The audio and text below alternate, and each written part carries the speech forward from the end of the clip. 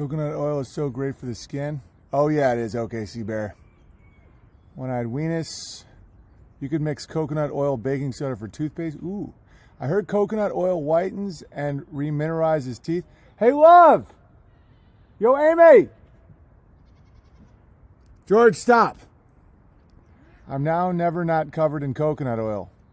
Good to know, Nelson Mandeli. Let's see if I'm live yet. Everyone's talking about oiling themselves up here. Hi, everybody. What's going on? I like seeing your conversation.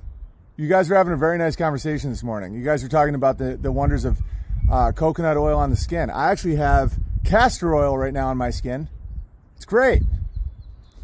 Welcome. I hope you all had a great Easter. I had a wonderful Easter. Today is episode 800. Author James True discusses mass mind control with me, and we're texting this morning. He's got some really profound theories. An unexpected man shows some character and highlights of my Easter. I hope you all had a wonderful Easter. I'll show you a few pictures of my Easter, and then I will call James. No more worms. Good for you, Bad Skin Bear. Hi, everyone. Charlie looks so damn cute yesterday. Yeah, Amy, we had all our family over at Ursa Manor. And Amy dressed up Wally, because Wally loves, dressing up in nice dapper clothes. And then Charlie went into his room and found his bow tie and came out and just went, ah!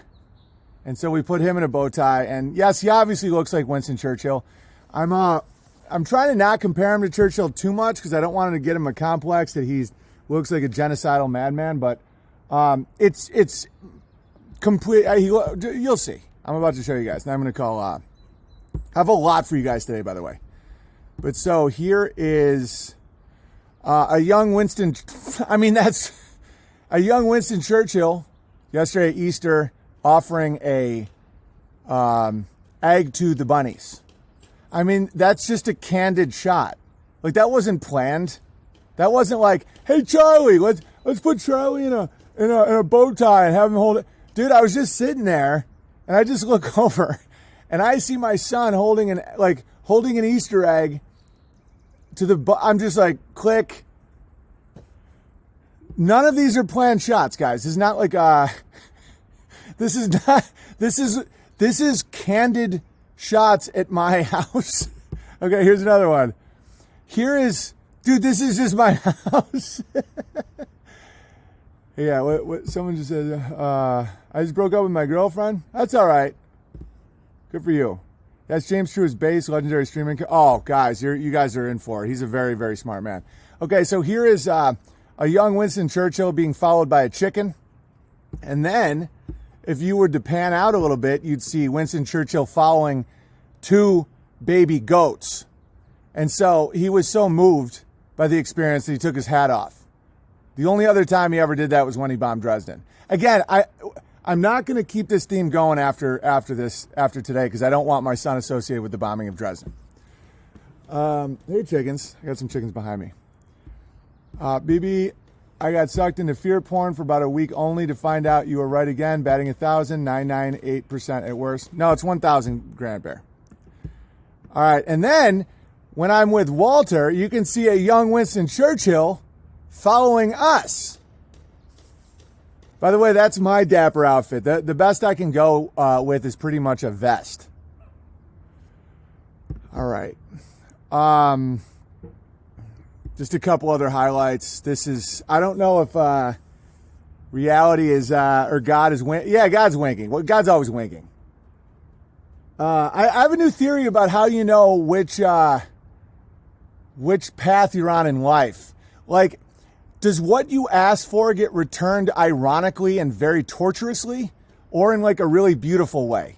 That's why I believe I'm on the right path with my family and with God and everything, because that's a decent way to try and figure it out. Like Jimmy Fallon wanted to be the most known guy in all of late night. Now he's the most known homo.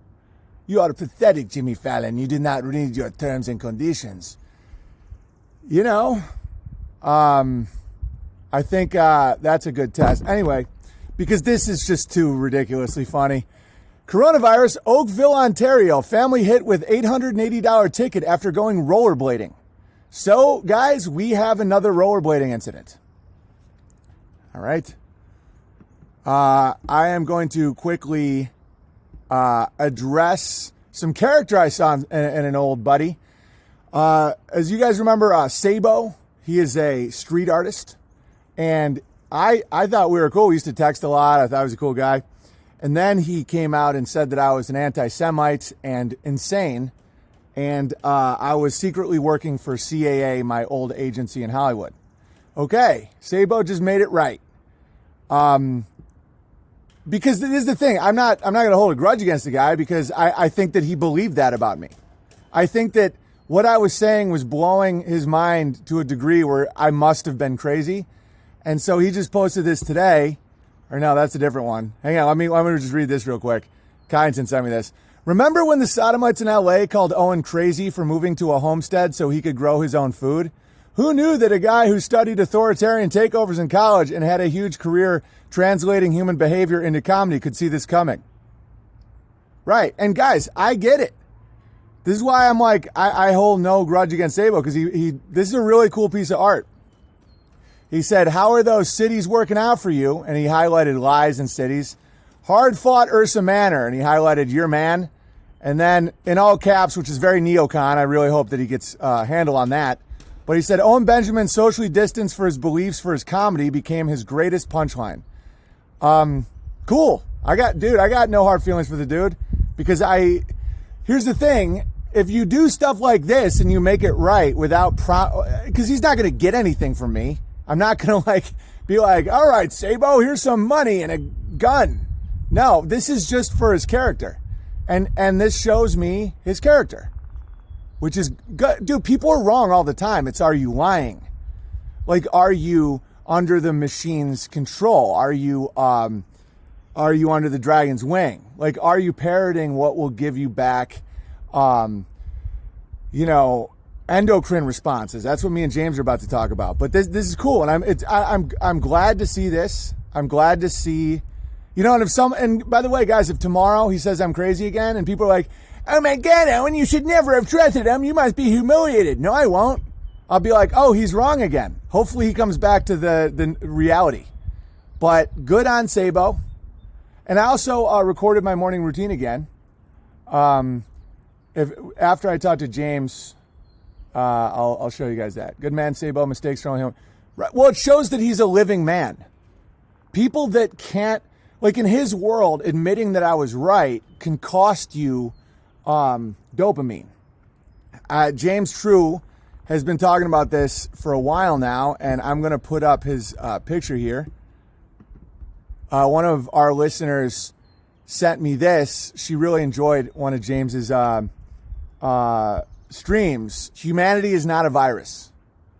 And James was talking a lot about alchemical transmutation of spells. It's really good stuff, guys. Hey, love, what are you up to? Oh, cool. For example, I didn't come up with this. A bear sent me this in an email. So instead of social distancing, say social media distancing. Because what it does is it takes the machine's branding, the machine's spell, and it makes it the opposite. It turns it good with just one little thing. And he's been having people handwrite "humanity is not a virus" on these big Corona posters because it takes the whole thing and makes it the opposite. It's like judo. It's energy redirection because you can't just go at it. The machine is huge, slow moving, empty, vacant nonsense.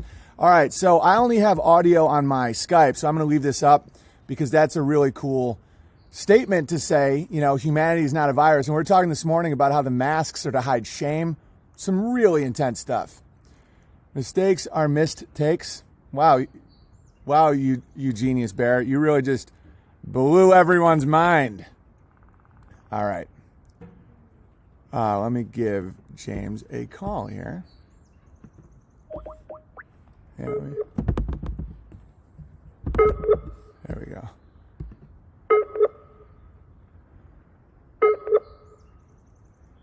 Are you out there, James? Can you hear me? Let's see if he texted me. There we go. There we go. James True. Oh, what's up, man? What's going on, man? It's a pleasure to talk to you. Oh, absolutely. Feelings mutual. Thanks for having me. Oh, totally. You were, and you just texted me at 9:11 a.m. that your power just went out. I was like, whoa, that's intense. It just came back on a minute ago, so we're back, man. Oh, dude, I love it. They brought it back. And I love that you're capable of doing like good off the cuff streams. Like you don't have that hesitation that some people do, where it's like, well, what are we going to talk about? You're just like, yeah, let's crush. And I respect it that. Never works. Yeah, whenever someone goes, I'd like to talk about this, that never freaking happens. So I just stopped doing it. I stopped making promises. You know, it's like a jam band. Right? Yeah. It's like don't stop the riff. I'm Fish. I got to play a 40-minute version of Somewhere Over the Rainbow, or else I can't squirt. That's me, man. I'm a 40-minute long guitar solo. It's kind of a pain in the ass sometimes. No, dude, I get it. I'll riff on the same 2 Pink Floyd songs every single night for hours for years. Exactly. Exactly. I was just listening to one of your streams while I was like doing errands and stuff today, and you told the story of your dad, and I just thought it would be a great way to start. It was the Perseus. Did you come up with that? The Perseus syndrome? Was that, what's the name of that? Well, I'm trying to remember exactly which story we're talking about. We're talking about how it was like spiritual usury, where you're promised hero status before you fight the demon. Yeah. Do you want to just tell that story? Great. So like think about Medusa, right? It's like, hey y'all, there's this evil lady and we want to kill her, and we need one of you guys to kill her. Hey Perseus, here's some golden shoes for killing her, and here's a golden shield for killing her, and here's a golden helmet for killing her. Yeah. And send in the fluffers. Women, suck this man's cock deeply. and you end up in this, like, what are you going to do now? Like, how do you come back without her head? How do you even live anymore when you've tasted life on that pedestal and you're forced into it? You really have no choice. And that's what we do to our military, because it's like, and I've seen this firsthand where someone will go, thank you for your service. And I'll stop them and I'll say, excuse me, do you know what I did? And they're like, no. And I'm like, well, then what are you thanking me for? Well, I'm thanking you for your service. What if I told you that we burnt down oil fields and killed villages and set shit on fire and basically shot camels in the head all day? What would you say? Thank you for your service. Why? Why are you thanking me for doing something evil or satanic? Why are you doing that? Hey, man, look, I don't want to hear no crap from you, okay? I'm just here to thank you for your service. And what he's doing is he's literally soothing himself in front of me. Yeah. He's saying, hey, look, the entire world's great as long as you perform procedures, satanic procedures, without asking any questions. And I'm going to buy you fucking dinner right now. And I'm going to go home and feel better about myself. I'm going to go home and feel how patriotic I am, because I told you thank you for your service. Yeah. And even if you tell someone what really goes on in the military, which by the way, I was not a Marine. I'm relaying another story. I was actually in Navy. It was a much more pathetic story about what I did in the Navy. But the point is that it's the same kind of usury that we're putting on each other. There's a reason why. Think about it. You could be white, you could be male, you can have a fucking Hitler haircut, and no one's going to call you toxically masculine if you're wearing a uniform. Then you're a hero. That's the only time a white male is allowed to be a hero, if he's out there performing Satanism with a gun. What about, and your dad, and you were, that really hit home with me. You were saying that you didn't get to know your dad because he served and he lost his leg, and he had this hero debt that was never given back to him, so it made him very bitter. Yeah, it's made so much of us bitter, and it's skewered my family. My brother followed in his footsteps, a real proud Marine, but absolutely kind of really can't handle the stuff that comes out of my mouth right now, as far as like what I saw in the military. You're locked into the trauma, and what really causes that inflammation, what really makes you, it's like a shellac, Owen. It's like they wait for you to be in trauma, then they dip you in fucking shellac and they polish it. They polish it like fancy amber, and then they walk it around on a pedestal all day, and everyone goes, oh, you're so brave. It's like the worst possible thing you could ever do to somebody. Oh, dude, And we do what that. you're describing Hollywood, man. And I really wanted to have you on and become your buddy and everything, because what you were describing, you did it in a way that I think I could explain it better to people that didn't understand what I was saying. When I talk about some of my extremely famous pedestal friends that became so weak and vacant, and you explained why, this Perseus syndrome, the golden child, where it's like you get them in a state where they need the approval so that they will do anything you want. And a lot of the biggest names, the biggest faces in this world have been so elevated they can't go back anymore. Like, they can't say, some do though. But the irony is you don't hear their name anymore because they're not fed the prana. And so I know people that I'm like, dude, and I know you face the same thing where I'm texting people with big audiences. I'm like, you got to get the word out about this virus stuff, this pandemic, and just crickets. And then there's these weird breaks in the matrix where when this all first happened, they all hit me up like, dude, you were right. Oh my God. Another traumatic effect almost gets the slack off them for a second, and then it's just reapplied, Absolutely. Well, let's even look at the anatomy of Satanism itself, of Hollywood itself. When you go to Hollywood, the first, so like your name is an energetic field. And the first thing you do when you go to Hollywood is you sacrifice your name. You take your identity out back and you shoot it in the head. And you say, I'm sorry, but it's worth it. I'm no longer going to be Ingrid or Sven. I'm going to be, John Toll Lance or whatever the fuck, So you shed your identity as Tom a part Cruise. of initiation. And then after you shed your identity, you get on the casting couch. And then you shed your core. You do something shameful in exchange for, you're showing your willingness to sacrifice to something. And that's what the casting couch is. It's a ritual. Those rituals get worse the higher up you go in Hollywood. Those rituals, you get into a Rogan territory where it's like you need to kiss the starfish. And if you guys don't know what the starfish is, be thankful. Be very. I don't know what that starfish is. Starfish is the eye inside the taint. And Ugh. Joe Rogan had to kiss that in order to sit on his throne. It's part of the. Think about Fear Factor. Right. What is the show Fear Factor, Owen? I mean, you know this, but Yeah. it's a satanic ritual of rape. You're raping your dignity for fiat cash in front of millions of people. Joe is reliving his own trauma on television and getting fame for it. He's becoming famous for recreating what he had to do.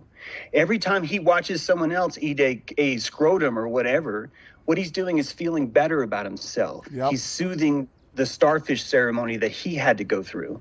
And as you progress up Hollywood, you're doing more and more. This is why Spielberg had the NAMBLA flick, where it was like, milk of magnesia, dude, I am ready. Cram something deep in me, Yeah. It's the same kind of ritual. It's your willingness to sacrifice yourself to this machine. That literally is the anatomy of Satanism. And that pervades Hollywood, politics, military, medicine, ties, anything with a uniform. Anybody who has a uniform or a title next to their name has technically succumbed in some way to this ritual. They have traded in their life force for a credential, for the power of a credential, which is just a spell on paper. That's all an ID is, or a diploma is. It's a fucking spell on a sheet of paper. Yeah, and also, but it's also different magnitudes and different scales. It's almost like one person has a real small mortgage, another person is like $2 million in debt for like fucking boats and sea-doos and shit. And those are the ones that will do anything they're told, Because I've never been on a casting couch. I missed that whole thing. I think I was a weird crack in the matrix that they didn't expect because of stand-up and because of, like, for example, my full name is Owen Benjamin Smith, and I became Owen Benjamin because there was an Owen Smith. And he was already in SAG. So I was like, no, I want to be Owen Smith. And it was like, no, Owen Smith is Owen Smith. And that became this like turf beef. It wasn't like, you are now Owen Benjamin. And so oddly, some of these people thought that I was like, might have been like Jewish or something because I had this Benjamin last name. And all my friends kept putting me in stuff. I've never got anything from a casting session. Like, I've never went in somewhere and been like, what's your starfish, bro? And so I kept my mana in a lot of these situations. In fact, I think it it grew in a lot of ways because, you know, I was approved at the Improv because I was a busboy, and I just made a lot of friends with people, and I just started my own show at midnight that didn't exist, so I could fill it with dudes I knew from the restaurant. And then people almost, some of these like mana freaks, some of these like hyenas would be attracted to somebody that was still alive, you know? And so, and then when the machine caught up to my morality, which was transgender children, I was like, no. And then that awakens everything. You know, you're in this weird, lazy river that you don't even realize you're on. You know, it's just the pan flute playing. And then when it stops, you're like, everybody looks at you like, you don't belong here. And then they rip at your name. They try and pull everything. But they didn't have any blackmail on me because I was always myself. So, you know, they would be like, oh, Owen was with a lot of women. Owen got in a fight with his girlfriend. I'm like, yeah, I've done sets on that. Yeah, I know. And they're like, Owen used to drink a lot. Owen. I'm like, yeah, my special was called High Five Till It Hurts. And they're like, oh shit, we didn't get this one. Yeah. Well, it's not even a crack. Like, I would say that's just the system itself. And you would only ever be able to progress to a certain point. That was the trans children point. Right. And then you're never going to go any further. It's like, I was in the Navy. I went in as an E3. That's like your ranking, how well you've done. And then I left 6 years later as a combat veteran with no marks against me as an E3. It's like, it shows you that I'm just physically wasn't able to progress. And guys, I want to clarify, this is not me being all like brave and defiant and shit. When I was in the Navy, I was seriously trying as hard as I could to do a good job. Dude, me too. That was me in Hollywood. Like, yeah. Dude, that's why I relate so much to you, man. Our resonances are hitting. It's because when you were saying that, I'm like, I wanted people to like me. You know, you were saying that you have like social autism where you'll say something. It's like me. You'll say something and you have no idea what response is going to get. You're like, dude, how does no one not see this? And people are like, how dare you? You know, from their pits. They're like, you should be ashamed. Your wife's going to leave you. And I'm like, dude, Dan Crenshaw is a one-eyed wheatus. And it's like, and people, and sometimes I feel weird when people call me brave and all that stuff where I'm like, I don't know what I'm doing. I don't know why people are reacting like this. Yeah, the bravest guy on the battlefield is the naive guy whose helmet is kind of pushed down below his eyes. Right. And he's like running out into the middle with a sword, but he's holding it sideways. And he's like, I'm coming, wait for me. And everyone's like, he's charging. Oh my God, look at him go. That's how all it is. It's all about that, man. And think about it. When you're a hero in the military, what are you really? But you've evacuated yourself so much to where you just don't fucking care. The most dangerous person on the military field is the berserker. They've entered into a state where death and life are the same thing. That you become the action. You're no longer a noun. You're a verb. And that becomes necessary as you evacuate yourself to the procedure of what you're doing. That's why you can give vaccines. That's why you can chop off someone's dick. That's why you can sue someone to hell. That's why you can go behind the casting couch. That's why you can kiss the starfish. It's at that point, you've evacuated yourself. It's evil is not about being evil. Evil is about being lack. It's the lack of humanity. All of evil is nothing more than a vacuum, a black hole of humanity. It's not like this pushing positive force of evil. There's not like a red devil. It's the absence of anything that's alive. It's the absence of humanity. Yeah, people want to understand it. Just listen to NASA. NASA's describing a world of like the vacuum is what the evil is. It's the absence of energy. It's the absence of humanity. It's the yeah, exactly what you're talking about. And that's what I think NASA's trying to sell to us. It's like you're spinning out of control in eternal emptiness. And it's like, bitch, it doesn't look like I'm spinning. It's like, how dare you hiss? You know, and I'm like, fuck you. Yep. Yeah, that's the shame vortex or the vacuum of space. And think about it.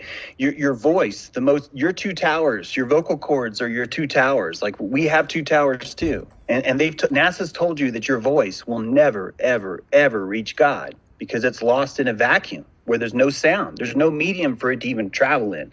This is all part of the spell of basically circumcising you spiritually. It's a complete attack from every side, physically, spiritually, mentally, all of it. Yeah, and also the thing that makes circumcision so procedurally bad. And by the way, guys, if you circumcised your kids, just acknowledge it's bad and move on. I didn't circumcise my kids. I'm not circumcised, but I did vaccinate them because I thought it was the right move at the time. It's don't let the shame hold you down. You know, that's a control mechanism. But it's the pointlessness of it. You know, it's the deeper in the machine you go, the more the storyline is nonsense. You know, like if you don't clip your kid's dick, they're gonna get penis cancer. You know, it's the same with like this COVID-19 stuff. It's like if you don't tank the world's freedom and economy, these old people might die of the sniffles that we're gonna die. Like, you know, it's just the story is absurd, and you know, I think as we progress, and I do believe that it's like the two towers, like things are splitting where it's like people are either becoming more free or more full of this fame and shame dynamic. Yeah, it's getting more absurd. It's almost like a spiral or a music algorithm that's going, like the differences keep magnifying until it's like, if you don't chop off your dick, we can't stop rape, you know? And you're like, no. And the real N-word is no, you know? Well, what you're watching happen in real time. Oh, wait, I got to turn my heater off because the power came back on. Sorry if you can hear that. Just give me a sec. Oh, no worries. I like the gentle hum. What's happening in real time is a Jacob's ladder.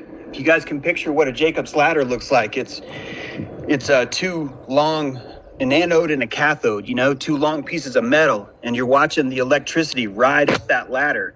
It climbs slowly, slowly, slowly. It's raising to the top, and finally there's nowhere else for it to go, and it's spark gaps. You see the electricity connect between it. That's what they're doing to us with the two towers. That's what shame and fame is all about. Yeah.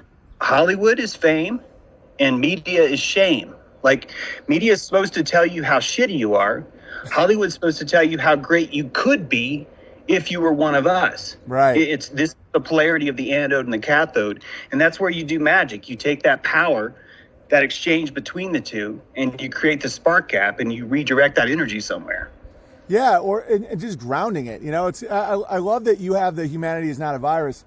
Like, I was working on a transmuting grounding thing that I don't know if I texted you or not, but social media distancing, because you don't want to just go right head to head on it. You want to redirect, where it's like, you know, take their branding and redirect it. Say, oh, I'm practicing social media distancing. I only hang out in groups.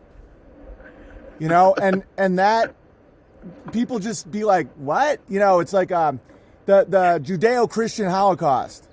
You know, just weird shit like that can really like take these electrical spells and just throw them right back into the ground. And what I like about you is, although sometimes you do really escalate, and you're like, dude, I'm telling you today, it's all going down, and then it doesn't go down, but I respect your balls. But yeah, it's like, I respect that you have a way out. Like when I was listening to you talk about working with you know, damaged kids, not that we're not all damaged obviously, but like in the wilderness training stuff where it's like, how do we rebuild? Like, I'm just going to show you a real quick video of it's only 1 minute, and then we can discuss it. I don't know if you can definitely hear it, I think, but this is Dave Rubin, who I did his show once, and this is his response to what's happening now. And I think you'll have some good insights on this, because to me it appears soothing post-trauma. Like, it's this weird cycle where they just can't believe it, where they're just like, I mean, are you kidding me? I mean, look at what's happening. And it's like, dude, when are you going to realize that you got to start building something, that it isn't just like you're surprised. You can't be surprised at this point. You know, they're doing 40-week abortions and chopping off dicks. Of course they're going to do this shit. All right, so check this out real quick. All right, this is Dave Rubin. Here we go. Beyond imagination. Our mayor here, LA's Eric Garcetti, he is starting a policy where you can actually get paid to snitch on your neighbor. He wants to report violators of the stay-at-home order. This is a tactic of Soviet Russia. This is a tactic of communist states. This is a tactic of Nazi Germany. Neighbors watching out for neighbors. Now, if I was to see two neighbors hug each other, The mayor of the city that I live in wants me to snitch on them and then get a reward for it. Think how insane that is. If you've observed recurring violations of the Safer at Home order, please continue to let us know at coronavirus.lacity.org/business violation. Okay. You know the old expression about snitches? Well, in this case, snitches get rewards. We want to thank you for turning folks in and making sure we are all safe. Well, as a writer and a comedian myself, it drives me insane that he didn't use snitches get riches. It rhymes. But what I see Dave Rubin doing is taking his audience, putting them in a little tiny box and saying, just keep saying, back in my day, this is Soviet Russia. So what do? You know, and I talk about homesteading and I talk about growing stuff, and he has no interest in having me on to actually help people not starve to death. Instead, he just wants to keep feigning just this victim, and he's rewarded for that. All his little neocon baby boomer buddies will just keep sending him money and approval saying, that's right, Dave. Who could stand for this behavior? And I'm like, okay, you're just going to keep doing that weird electrical circuit right off a cliff. Start telling people how to grow food, how to mentally get yourself out of a victim cycle so that you can actually stand your ground and say no. You know, and I'm watching, like, people like that are just as dangerous, if not more dangerous, than a lot of the CNNs of the world, because their audiences genuinely believe that they're doing something. And I'm like, I learned that with Steven Crowder, where he just kept, when he came to me about the trans kid, and I thought that we were buddies and we're like, you know, going to work together at fighting back on this stuff. And then I found out that it was Teva Pharmaceuticals out of Israel was supplying 100% of the trans hormones for children. And then Crowder no longer wanted to talk to me about it. And then he said that I was a conspiracy theorist. And I'm like, oh, so you have a feeding trough. And this is what you do. And they'll do it to their graves.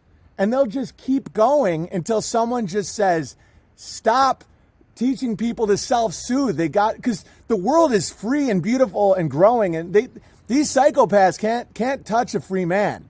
So it's like, how do you actually empower your audience? Even if your audience shrinks, even if you get less money, you know, it's like sometimes less money is a fucking compliment. I like when people send me silver and seeds. All right, what are your thoughts on this? I'm spiraling. So I think it's all about soothing. And if you're watching a gang of kids beat up another kid and you don't have the courage to stop it, you have this energy inside you that needs to come out. And the best way that you'll come out without having to spend calories, without having to actually show courage, is to bitch about it with other people. Right. So you find someone and you stare. First you get behind a window so you're safe. And then you point out the window and you go, look at how outrageous this is. And then you have a virtue contest over who's the most outraged right by what's happening. And that is what media is right now. That is what everyone is doing. That's why no one would question who QAnon was when I was saying, why can't we talk about who QAnon is and what their motivation is? That's why SGT Report will not have me on, because I was like, dude, let's talk about who QAnon is. Right. Let's fucking call him out. And it's like crickets. That's why they all run away. The autism comes in when I exposed. I think Steve Bannon is the head of QAnon, and I've got a big outline as far as why. It doesn't even matter if you guys believe it or not, because the point I'm trying to make is that as a social autist, I brought that like I had made the most beautiful cake I'd ever seen in my kitchen, and I brought it outside, and I'm like, guys, look, this cake's healthy. It's got bananas and strawberries. It's fucking good. It's got dark chocolate. Check out this truth. And everyone's like that critic in that movie History of the World, where they just piss on it, because it's like, how dare you ask us to burn calories? How dare you ask us to get up from behind this window and start looking at stuff? Because there's a safety mechanism inside of QAnon, just as there is a safety mechanism inside of this virtue contest to see who's the most outraged by it. It takes your mind completely off the game, and now you're just competing for, who's going to get the most virtue. Yeah. That's literally culture to a T. Yeah, the QAnon pit that I've seen is who can be more disgusted by pedophilia. Where it's like, where it's like, did you hear that they ate the baby and then they threw and then they burned it and everyone's like, oh God, can you believe? And I'm like, okay, so what's the plan? And so my motto and my test that I always do with myself and other people is I might be wrong, but I'm not lying. So when I hear someone like you say, Q is Steve Bannon, what I assess with my gut and my instincts is James lying? And if not, I welcome your input, because that's how we grow as, neurons and nerves, that's how we grow as people. If I'm just like, that makes me feel bad, and then just out of me just a whisper, how dare you? That's what I used to be, like a pinnacle. And I'm sorry to blow my own horn, but seriously, like that was my fame, was James True was a QAnon decoder. And then I started to unravel a long time ago, and I immediately lost like 40% of my audience, and it never came back. And those same people would actually start to create lies to try and cover up things. Like the Satanic Temple is the perfect example. I showed people video that the Satanic Temple on the island was a painted movie set. The dungeon door that they were reporting, that door's got a lock on the outside so no one can get out. It was painted. It was a faux painting, like a Disney painting. And the whole thing was a set. It was supposed to look 3D from the water. If you're out snorkeling in the water, you're looking at it. And it didn't matter how clearly I pointed to the video. It didn't matter how many pictures I showed them with circles and arrows on the back of each one. It didn't matter, because the all-seeing eye, our ability to process what we see is directly related to the amount of dopamine generated by your retinas. What I mean by that is that the pain of the truth, we have a built-in safety mechanism inside of our eyes that will not show us things that our adrenals cannot handle. It's like a clip, on an amplifier. If you're going to play above 11, it's going to blow out. Yeah. Your body has this governor on your adrenals where it's not willing to see it. And guys, that's why you hear the word conspiracy theory. These people, believe it or not, these people aren't lying. When they're calling you a conspiracy theorist, what they're doing is they're literally seeing a world in which you are a conspiracy theorist, because that acts as a veil which protects them from the underlying truth of what it is. That's what's happening right now. Our government has been shut down since March 13th. There's not been a presidential seal shown in any press conference since then. We've been sold out. All of our Indian land is now revoked. None of us are allowed to assemble in churches or town halls. None of us are allowed to do anything, and it's causing the denial to come out as a safety mechanism. And that's what you're looking at. You're looking at two factions, two sides of Jacob's ladder. The ones that wear masks, those are the ones that are afraid of the truth of it all, and the ones that want to rip the masks off. That's the Jacob's ladder that they've set up. That's the two towers that they're using right now for this COVID spell. Yeah, and so what do you see with this? How does someone like me, for example, that is not afraid and doesn't want to wear a mask, what am I doing to contribute to the spell? Like, how can I lower the energy? Because I was thinking that a big problem would be to be disgusted by these people. You got to I believe you have to retap into they know not what they do, and to not power the Jacob's ladder, because I'm starting to feel that, where I'm like, I see these people in mass and I'm like, what a bunch of termites. I'm using these words in my head where I'm like, oh God, I'm contributing to the dehumanization of a living person. What do you see? What do you see the end game for this, and what do you think would be the best way to not feed the Jacob's ladder? I only just learned this last night. I'm new to all this, and because I've been the same way, what I've done is I've used shame and fame as a tool to bring people away from the lies. Me too. Yeah. And that's a very effective technique when you're dealing with sheep. But there's a new trick, and that trick only opened up to me really last night, and it's compassion. Compassion is the 9. Yes. Compassion, the all power, man. And 11 is the covering up or the destruction of that. What they've done is they've destroyed your compassion with stories like pedophilia in Hollywood and all the other shit they throw at you. Your compassion is the only thing that's going to not stop the Jacob's ladder. It's actually going to do something even better. Yeah, it's it magnifies it. Yeah. Keep going. Sorry. Yeah. I'm just pumped. It's going to make that go where you want it to go. And that compassion, that once we start to understand that someone who says conspiracy theory simply doesn't have the electrical field presence to see through the veil, that they pulled the silk over their own eyes, and it's a safety mechanism. The way to fix that is to get them to relax. Yes. All can take a deep breath right now, and you can change the entire rhythm of your body. And when you do that with someone else, only if they're not wearing a mask, it's very important, Owen, only if they're not wearing a mask, if you do that with someone else, you're going to pace them. Same way Donald Trump paces us. I want a wall more than anyone. I want 5G, I want 6G. I want to kill all the terrorists. It's any politician paces you. We can pace people too, but with compassion. Right. It's a tricky thing. It requires a lot of electricity. It requires a lot of understanding. And this is the magic of Jesus. This is the power of Jesus. It's right. The all-seeing, compassionate eye. That's what is going to get us out of this, because someone's going to be freaking out on both sides, aren't they? You're going to be freaking out if you're wearing a mask, and you're going to be freaking out if you're not wearing a mask, right? I've been. And what I'm talking about is something different. It's showing compassion for the blindness that's around both, and truly transmuting the power of the word apocalypse. Apocalypse is a beautiful word. Exactly. Yes, James True. I want to have sex with the word after I buy a dinner. I want to raise kids with it. I want to take it onto a farm.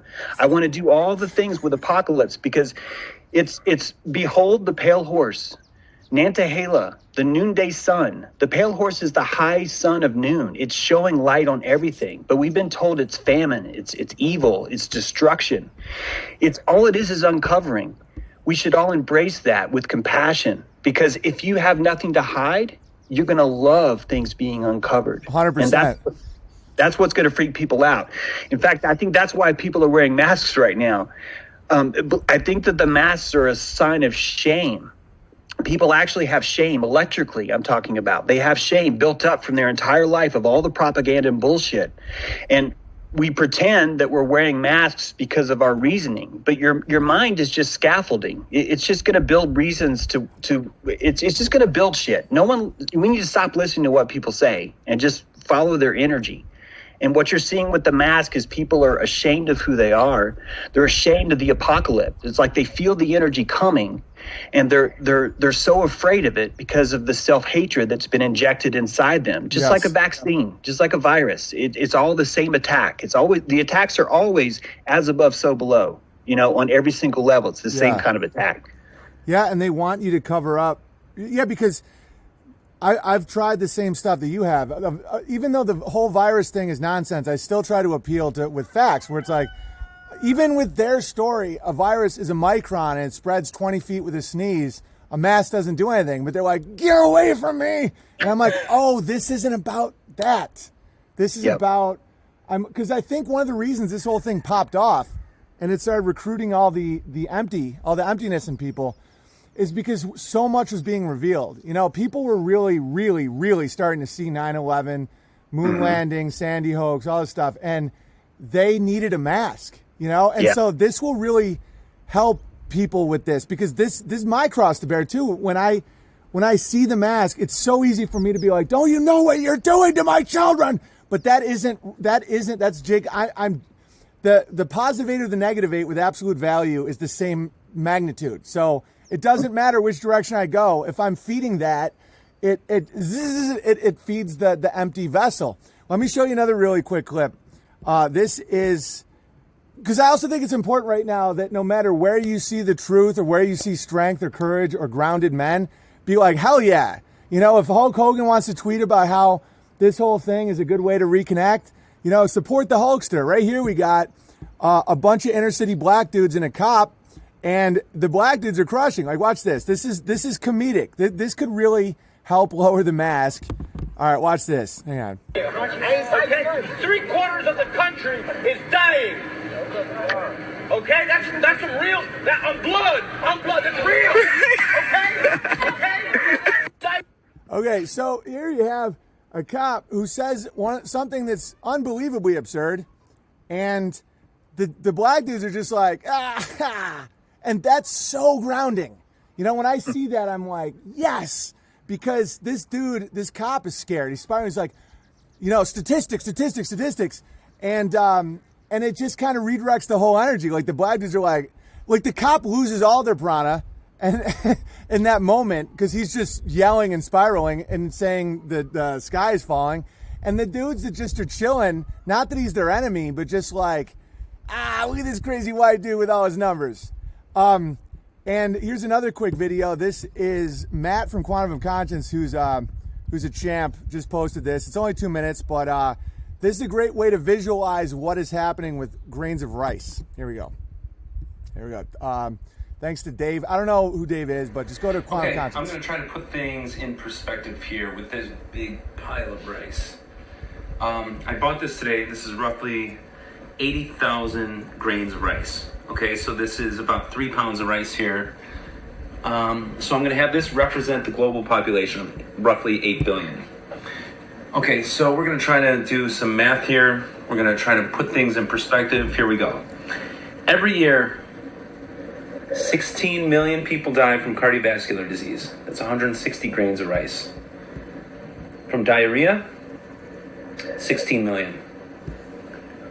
Car accidents, 1.2 million. It's over 3,000 people die every day from car accidents. Suicide, 800,000. All right, now the big one. The one that made us shut down the entire global economy. The one that is affecting all of us, where we have lockdowns and, you know, we've got all these things going on. People getting arrested for playing baseball with their kids over at the park. This is the big one. The one that we all have to be afraid of. 1. Okay, so this giant pile of rice here, the one that represents the global population of 8 billion people, all have to be put on lockdown. All have to have their rights taken away because of that 1 grain of rice. Those 100,000 people, which again, whenever anybody dies, it's sad. But guess what? People die from the flu every year. There's 150,000 people that die every single day. So if they're not going to put these numbers in perspective here, it means that they're doing a lot of fear-mongering, because most people don't look at it this way. Most people don't go out and buy 3 pounds of rice. Just to put things to scale here.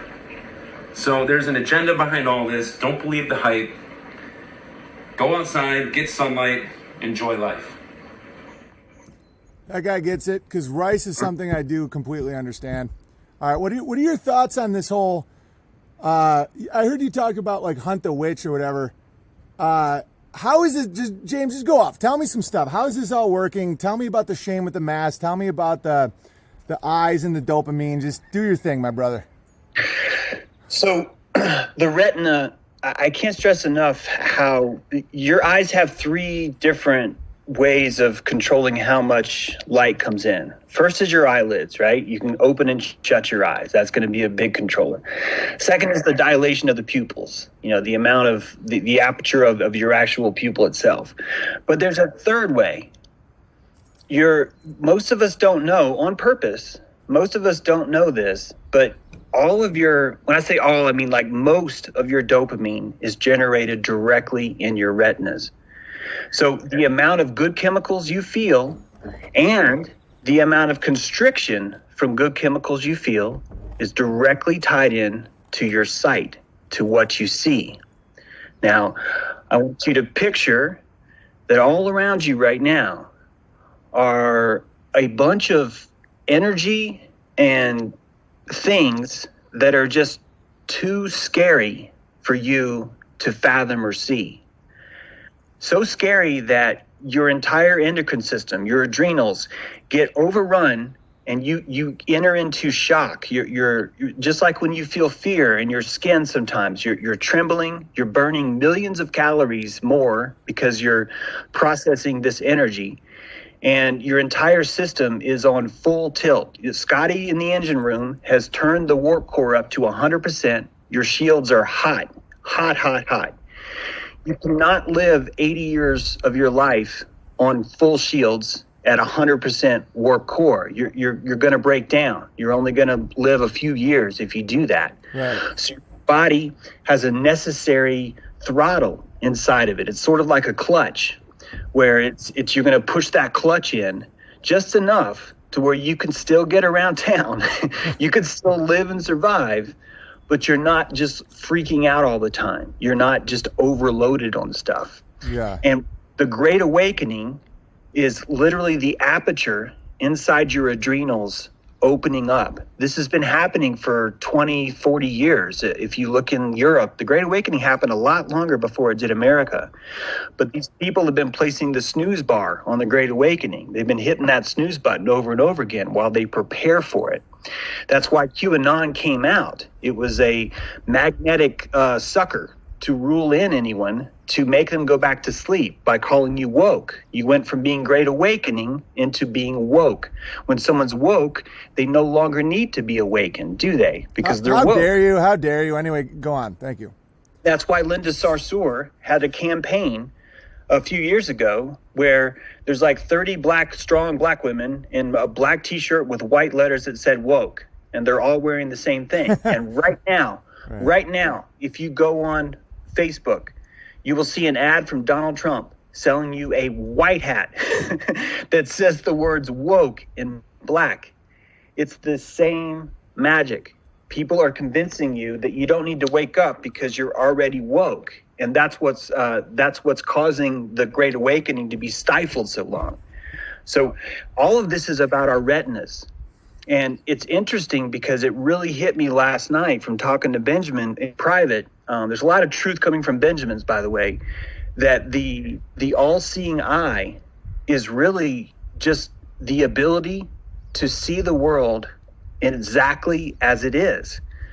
I believe that Jesus had the all-seeing eye. In fact, he was I'm going to use this word, but hear me out, Bears. Jesus was a necromancer. He had the ability to communicate with and dispel and help demons.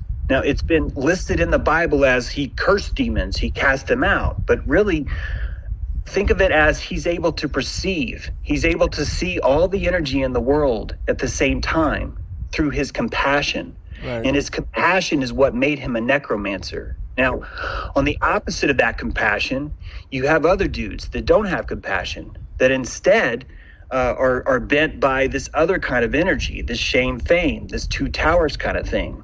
They are competing for the all-seeing eye. This black eye club that you see, where you see all these world leaders that have this black eye, I'm suspecting that what it is that they've done is they've entered into a procedure where they've disconnected the throttling mechanism on their dopamine inside their retinas, which means they're able to see the world, but they don't have the fear shutting them down from it. Whoa. They're not blinded by the light, which is such a crucial song right now. They're no longer blinded by the light, because the light carries information. It carries data that some of us just are not ready to process because we haven't relaxed enough. Why have we not relaxed enough? Because we're surrounded by fucking psychopaths that don't want us to relax. Because if you relax, you will see things and you will be more compassionate. You will no longer be privy to their spellcraft. Bro, that's so on point, man.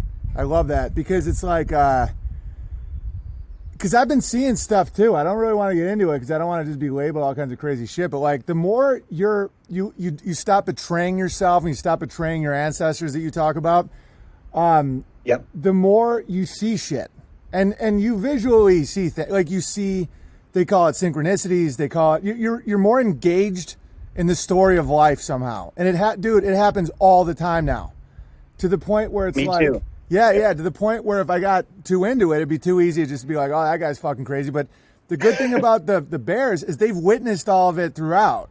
You know, like one day I was talking to my buddy on a stream, and we're just randomly like, oh, like in Hollywood, like a guy named Fabrizio is molested. And then the next day a guy named Fabrizio gets arrested or something for casting couch shit. And then like, this is constant. You know, I'll be like milking my goat. I see a rainbow go right to my feet. And it's just like, what the fuck? You know, 2B the three-horned goat just comes in out of the wilderness. Dude, I have it all documented. And so I build her own area because, you know, it seemed like a test. And then I realized that my son names are 2B. And then I realized that's Big Bear, 2Bs. And I'm like, holy shit. You know, and sometimes you're like, can I just turn down the volume and go watch some football? And then I realized that God gives you what you can handle. And the more you stop betraying yourself, you drink good water, you do your shit, the more the window opens up. And it allows you to actually calm people down. You know, I used to be scared of Jews for a little while, man. Like there was a time when I kept getting kicked off everything. Not scared, but I had this like energy of like, you know, when you're kicked off PayPal, Patreon, Twitter, Facebook, all of it, you know, and I'm like, what is their dark shit that they hate about me? And then all that, and then when you let it go and you see the child in them, you see the trauma, you see and it's not all, and then the world opens up and it's like, oh, that's why we say grabbler, because it's not Jews. It's not like a demographic of people that want to hurt you. It's like a reflection of trauma magnified, that if you can get back to the base, and many times that comes from lighthearted and compassionate mockery, they can be your friend, you know? And then you're like, whoa. And then you realize that a lot of hatred is a soothing mechanism. And then more things open up. And then you're like, you know, and it's pretty crazy. And then when people, you know, I've had protective services sent to my house, cops, people have roll called the FBI, all this shit. And then you just make friends with everybody who comes. And then it's like what you described, like a ping pong ball against a wall. You know, there's people trying to start slanderous rumors about me that I'm a cult leader, and you fucking get it. And, and then you're like, you see the pain in them and you're like, whoa, this all is like that dude could be on our side. Like that dude could grow, you know? And I was being reckless before where I'd be like, oh, this guy thinks he can crush, give him all my passwords, you know? And then they destroy my life briefly. But as these things open up, you're like, what is that? And it really is a spiritual journey. And then you see all these how dare you people, and you know that they could come out of the pit. Like they could. And I try not to over focus on that, because then I get sad and melancholy, and that affects my vibration. You know what I'm saying? Yeah. Well, and that's why compassion is really that true resonant tuning fork, you know, where when you strike that, it's going to be able to resound as long as you can do it clearly, as long as you have a medium which it'll travel. And the people that are in the pit right now, what they lack is the electrical fuel, the gasoline, whatever you want to call it, to admit they're wrong. They're already in self-hatred, and it's expensive to admit you're wrong. It's expensive in a good way, but it's expensive. It requires an electrical discharge. You're going to be draining your battery a little bit when you say I'm wrong. Yeah. That's why society shames ego all the time. What they're really shaming is that they're gutting your electrical field. They're slicing a hole in the bottom of your rice bag or your gas tank, and you're driving around town everywhere, and people are rewarding you for having an empty tank. They're like, oh yeah, that guy's legit. He has zero gas in his car.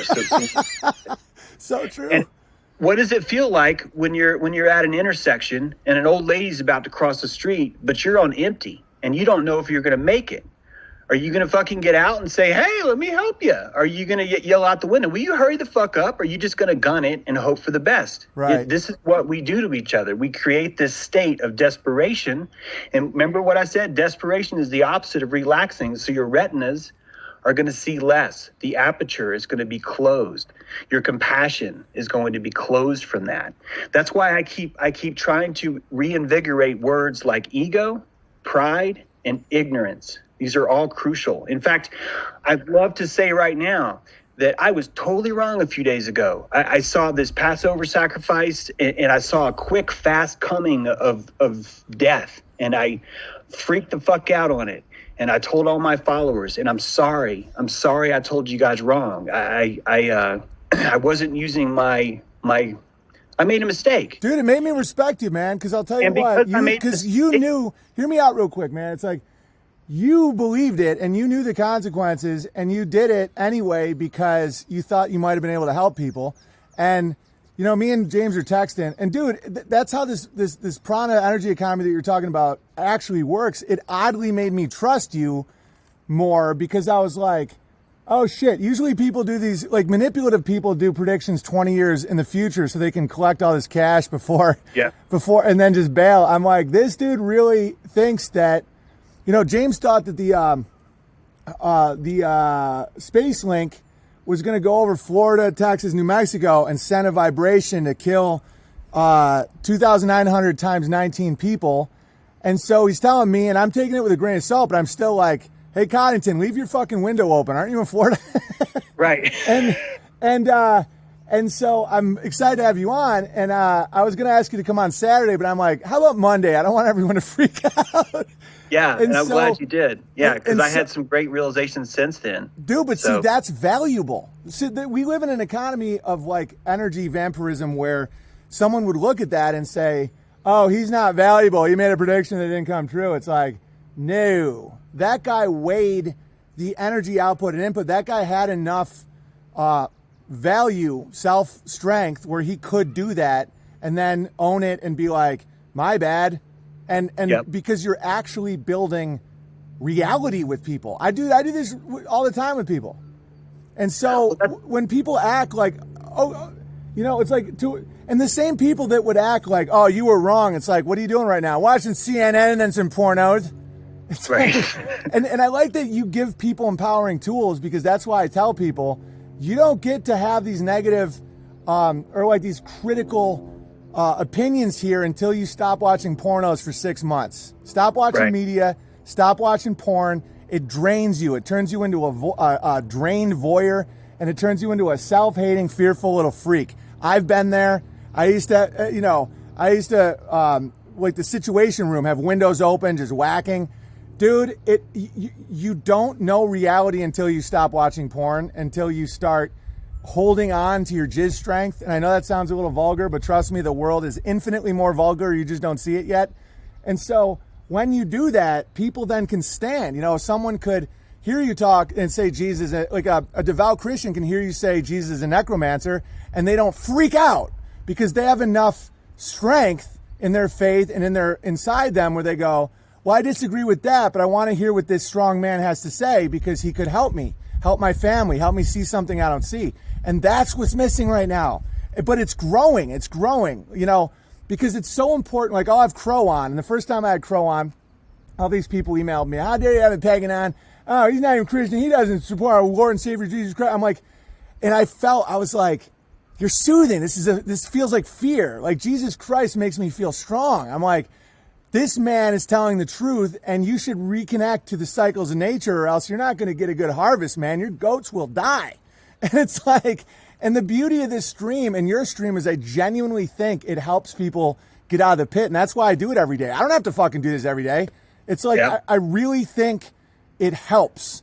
And it helps me, and it helps them, and it helps you, and it helps this world that we're in that keeps being revealed more and more.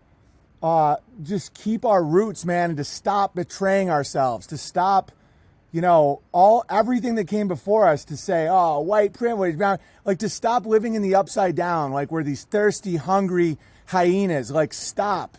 You know, that's why I think fasting is so good, because it reminds you don't need food for a month if you really didn't have it, you know? Yeah. Yeah, it all comes down to that, either electricity or gasoline, whichever model you want to take. I have enough gas where I can come on Owen Benjamin and say, I was wrong. But that's actually not a hit. It looks like a hit. No. I've lost a lot of gas, but it's actually called a sacrifice. I'm talking about the real world sacrifice. I'm talking about the real thing, sacrifice. Sacrifice is when you sacrifice yourself.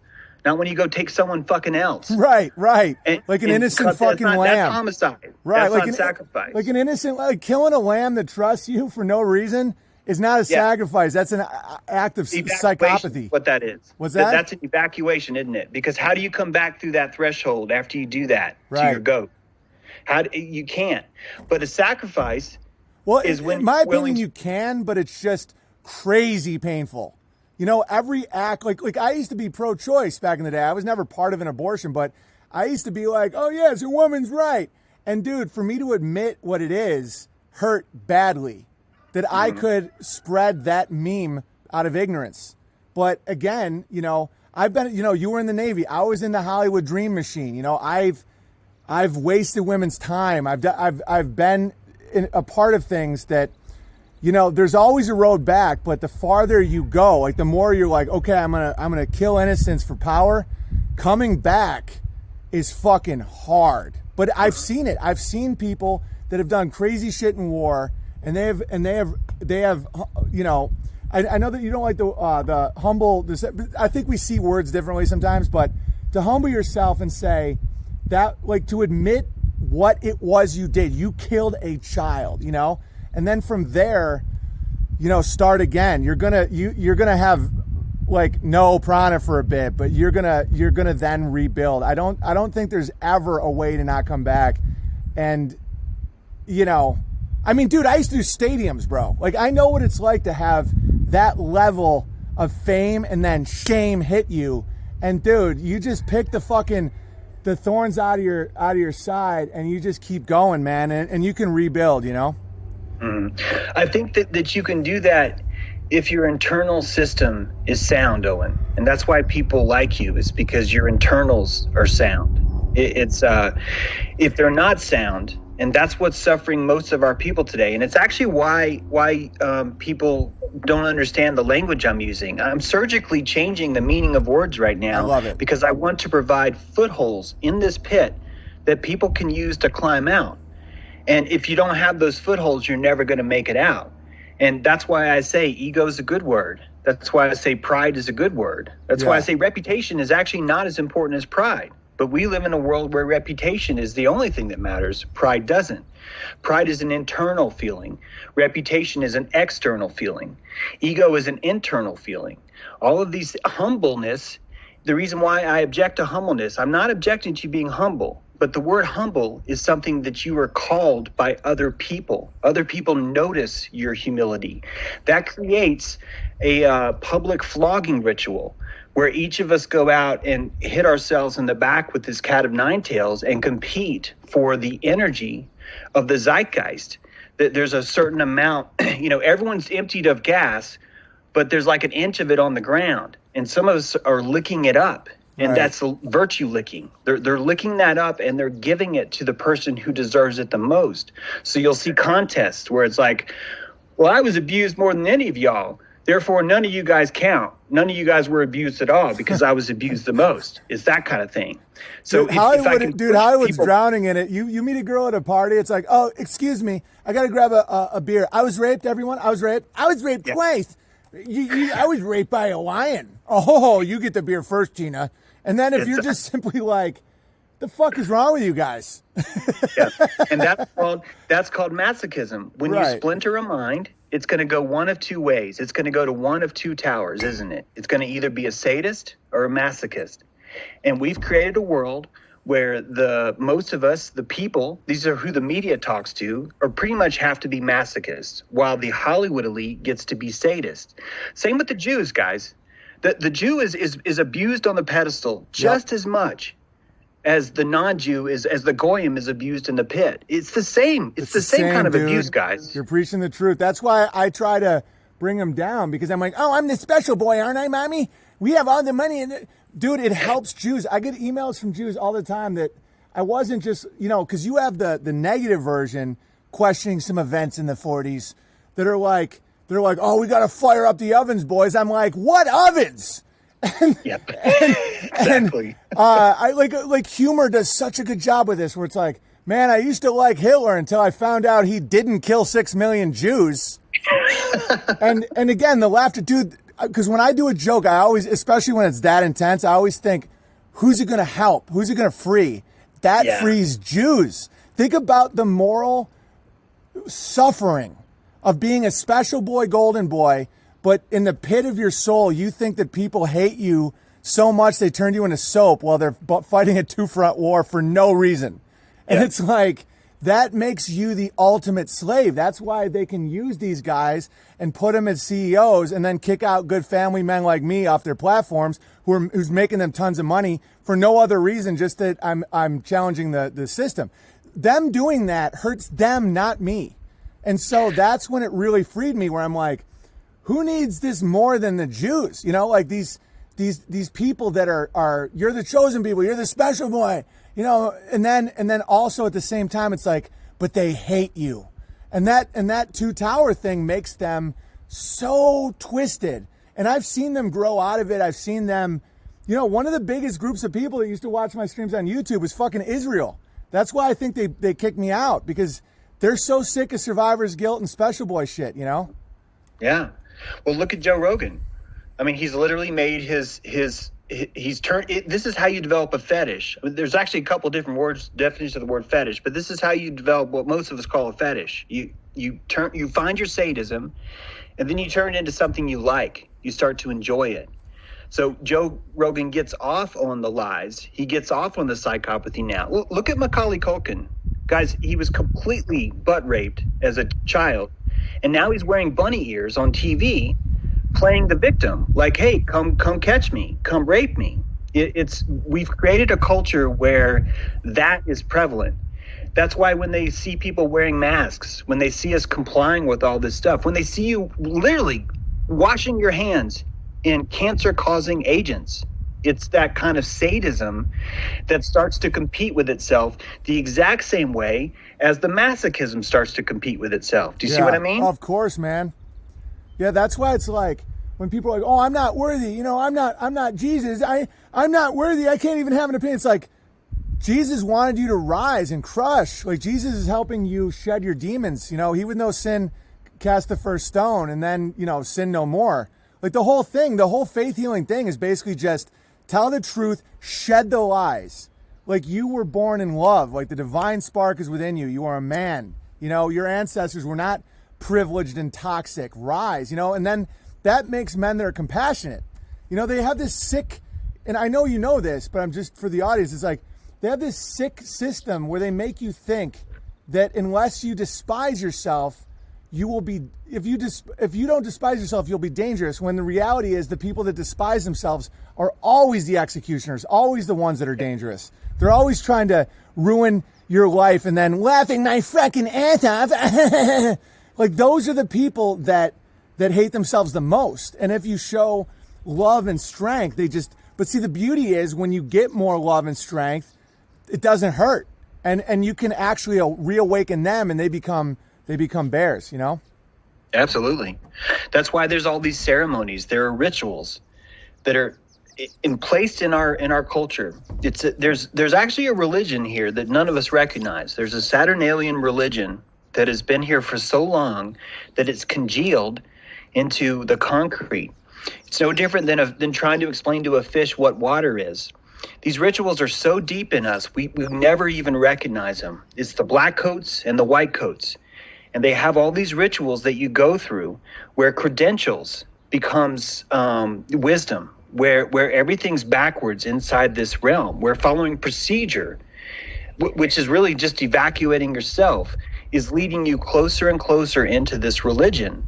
The court system, anyone with a uniform, the white coat syndrome too, the Hollywood rituals, the satanic military rituals, the academic rituals are the worst, guys. They're the fucking worst. The things that you go through there to understand academia, when literally, when I went to college, I found out I was a racist. Like, I didn't know that. I had never been a racist my entire life. It wasn't until I started doing well in college that I learned, oh, okay, got it. I'm a racist. That's how I have to look at, I'm sexist too. Okay, great. Oh man, this penis is evil. Oh, fantastic. This is great. I'm learning so much here. And you come out with a sacrifice of time and energy. See, people don't realize that our time, our attention, our belief is a sacrifice. It's a living plasma that we give to something. If you're going to give it to your kids, to your wife, to your garden, to your job, to your business, or to academia, or to scientism, or to whatever else, it's a sacrifice. And the more you give, the harder it's going to be for you to walk away. It's just like poker. Yeah. It's just like fucking poker, man. You're waiting for the river card, and you've literally spent 26 years in chips, in Prada chips, or on the table. Why would you fold now? When all they want you to do is just cut off someone's dick and pretend like it's sanitary. Right. Why would you fold right now? When if you do this, all that work is worth it. Otherwise, you gotta sign it all away. That's what happens when you're a full-board colonel. You enter this brotherhood. See, government is mafia. It's the same system. What happens in mafia? If you kill a guy, you're now made, right? You're like made now. You're one of the club. You have this thing called muerta, which is like, I will never tell on another person. What is the military with secret classified information? That's muerta. It's so obvious. It's so in front of your face that we can't see it. We don't recognize it for what it truly is because it's just so close. Again, it comes back to our retinas. Most of us just cannot accept the discomfort of seeing that the spider is so big, it stretches from horizon to horizon to horizon. Its belly is so giant that most of us just can't see it. We have to say things like conspiracy theory. We have to say things like vaccines are safe and effective. Even when they had mercury, they were still safe and effective. And I'm like, well, if they were safe and effective then, and then you took out the mercury and they're safe and effective, what the fuck does that word even mean? Like, seriously. But no one's going to be able to see that. No matter how obvious it gets, no matter how many times you explain to them everything that you need to know about a vaccine, it doesn't matter because it's too uncomfortable. Well, yeah, and I have a little experience with that. And I'll tell you something that breaks it is true love will break it. But like, because both my kids got the first round of vaccines, and so I pushed back a little at the vaccines are poison narrative because I didn't want to admit that the most precious, beautiful things in the world I put poison in. Because then what the fuck am I? Like, what kind of father am I to poison my kids? Like, what, are they going to get cancer in 20 years? Like, dude, that was, and so I know the pain. Like, at first, when people would tell me this stuff, I'm like, no, that's crazy. And then I started, but see, then that's when real compassion, real love, real strength kicks in, where it's like, well, what about my next son? What about the next round of vaccines? Am I going to put my head in the sand and just, oh, dude, let me play you a funny video real quick. Let me see if I have this. It's exactly what we're talking about. Hang on. I might not have it on this computer. Hang on, what's it called? Urine, maybe? I don't know. Well, basically, it's like the metaphor would be you're at a party and you take a sip and you realize it's urine. Do you drink the whole glass and say, oh, this is the best lemonade in the world? Or do you spit it and say, that was urine? Everyone goes, you just drank piss. It's like, but I'm not going to drink any more, motherfucker. And it's like, then everyone's going to call you Owen pee-pee face. Owen drinks his pee-pee. It's like, yeah, but now I don't. And there's a bunch of people sitting around right now chugging piss because they won't be able to handle that one moment when someone says, oh, you drink piss. And I'm like, you drink piss too. It's like, this isn't piss, this is lemonade. And you're like, holy shit, I'm in a fucking insane asylum. But it's like, the good news is you can leave. And so there's these two worlds where there's one where there's people taking tuning forks and they're chopping it up and selling the metal for a nickel, a little piece. And then there's people that just bang, they hit the tuning fork and all the other ones vibrate, and you realize that it isn't a scarcity economy, that just one, they say one man with God is the majority. So it's like, you don't need the numbers. You just need to not accept the lie and then crush, Yeah, that's the 9 in 9/11, isn't it? 9 is the eternal. It's all powerful. It's compassion. It's got all the power. 11 is the limitation. It's the thing that strikes it down. That's why no Hebrew, well, I don't mean Hebrew like everyone, but most of them will not name their kids with any gematria number that ends in 11, because it's like, no, don't do that, man. The symbolism is the tuning fork in this case. They believe in the symbolism, which charges their tuning forks. It makes them sound even longer. These guys function on a constriction economy. Yes. The only way they can live is if they constrict you. Look at, what did Rockefeller do? He constricted all the oil in the world with the help of the government, of the hidden hand running the government. 3,000% markup on oil the same week he decided to get in the oil business. That shit's not made up. That's not an accident. It's every economy. That's why he declared war on plant medicine. That's why in 1918, we completely threw science out and we said that special relativity is now the way of things, These are all constrictions. Why is that constriction? Because only a black magic physicist that's been approved by the New York Times gets to tell you what the world is like now. He literally deplatformed rulers. He literally said the reason why Michelson Morley is not legit is because the ruler itself has been bent by time and space. He literally told the entire world, you cannot trust your eyes anymore. All you can trust is what I tell you is happening, and it's all about black holes everywhere.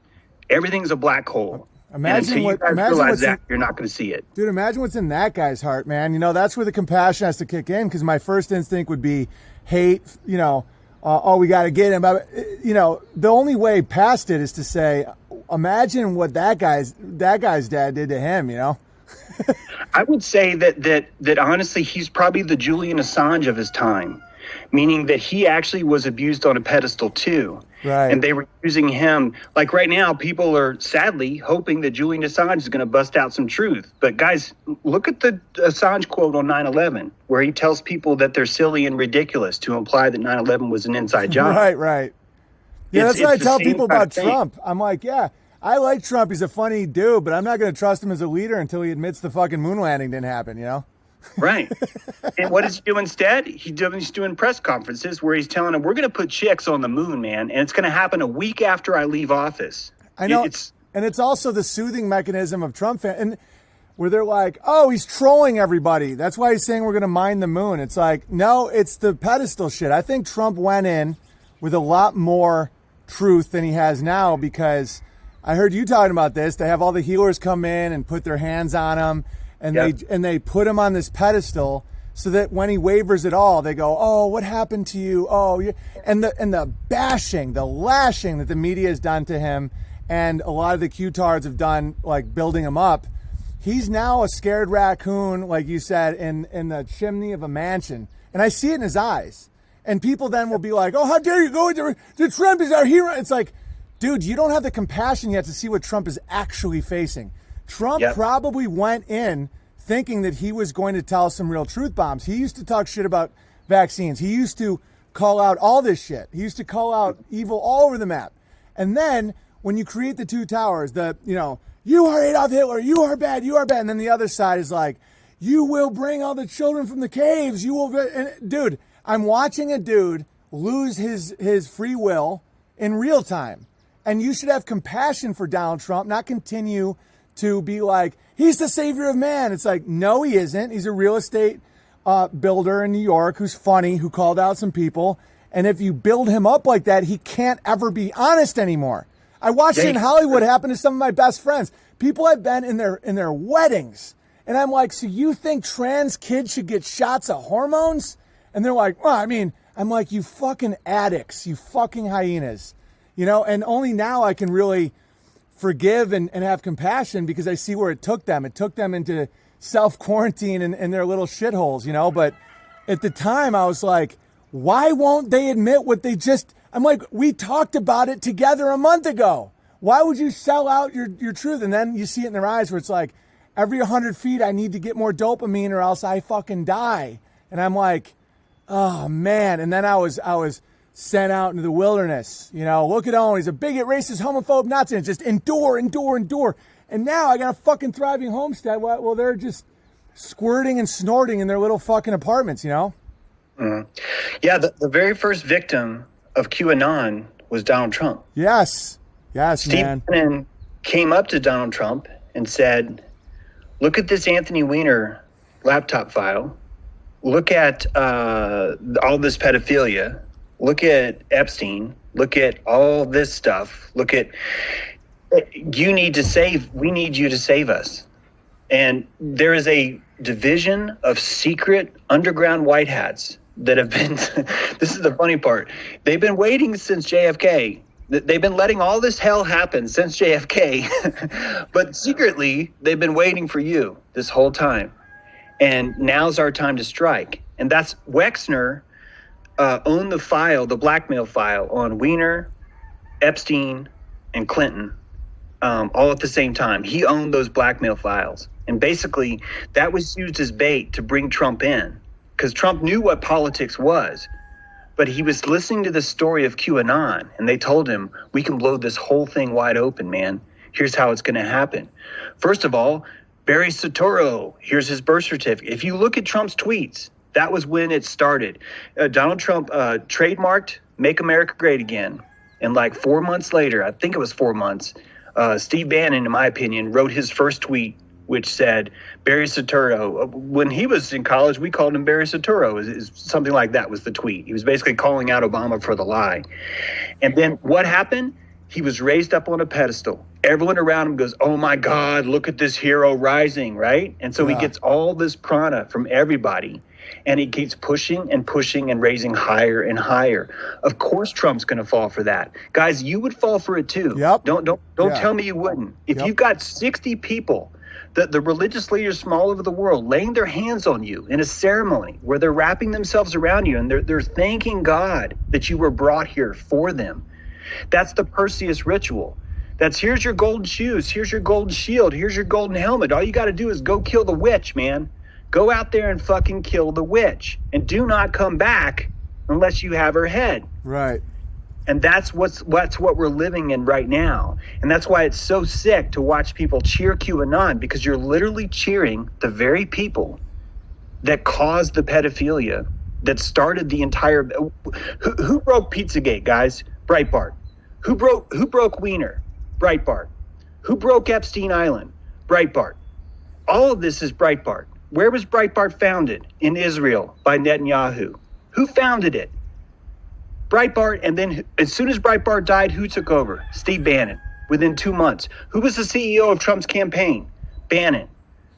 Who was called Sloppy Steve and fired from the campaign exactly a year and a day after he'd been a full White House staff capable of retiring with full benefits? Steve Bannon. After he was fired as Sloppy Steve, 10 weeks later, what was Q's first tweet? Hillary Clinton will be arrested tomorrow morning at 10:50 a.m. All of this has been an orchestrated plan to create an innocent lamb of hope out of the American people. And they said, we need all the people that would ever doubt 9/11. Let's call them together and let's say there's a secret band of underground white hats that are going to tear this whole thing open. And all we need you to do is take this pacifier and put it in your mouth and sit down. Trust. Trust God. Trust the plan. Trust Sessions. Trust Trump. Parade to remember. All will be revealed. And we bought it hook, line, and sinker. Why? Because our retinas did not have the aperture to accept the discomfort. And QAnon gave us a veil that we could place over our eyes and make us feel better. And we took it. All of us took it. And that's how politics works. That's how all of this works.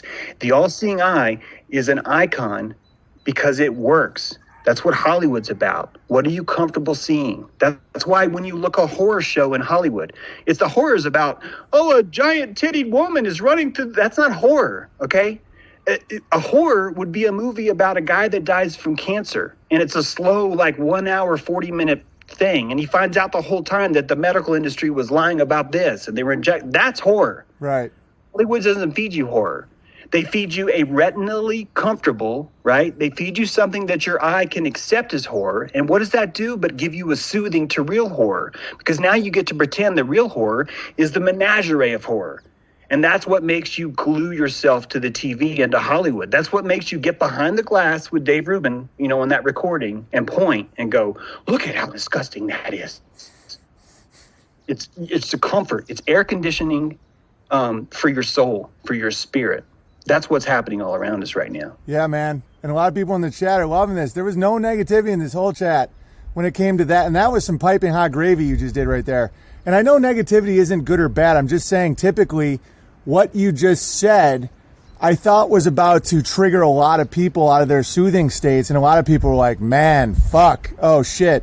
Because it's like, I just felt that too, where I'm like, because there's been moments where I'm like, man, maybe there is underground shit and we're like freeing people. And because here's the thing about this whole event, there is huge positive, like huge good things have come from this in the blowback of evil that always happens, where it's like people are having some time away from their slave jobs. They are questioning reality more and more. They are seeing the apocalypse for what it is. And so they're just throwing pacifiers at everybody, and it just isn't sticking really.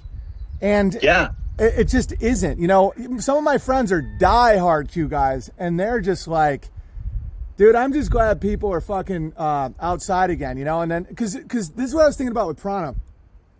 When you get a nation to chant shit, this is why I know the government has a vacancy. It's not good, because they get you to ask for something, and then they use a Faustian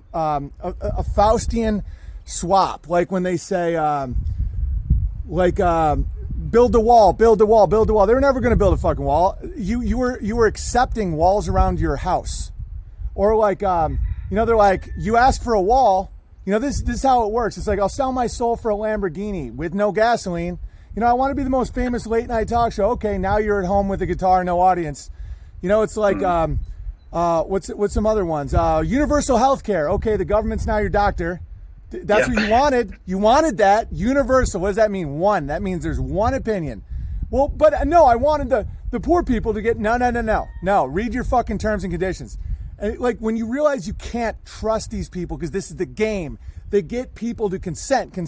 That's why it's important to specify, you know, where it's my body, my choice is a big one, where you say, no, there's two bodies in you, woman. You don't say, no, fuck that, because that'll be used against you with vaccines.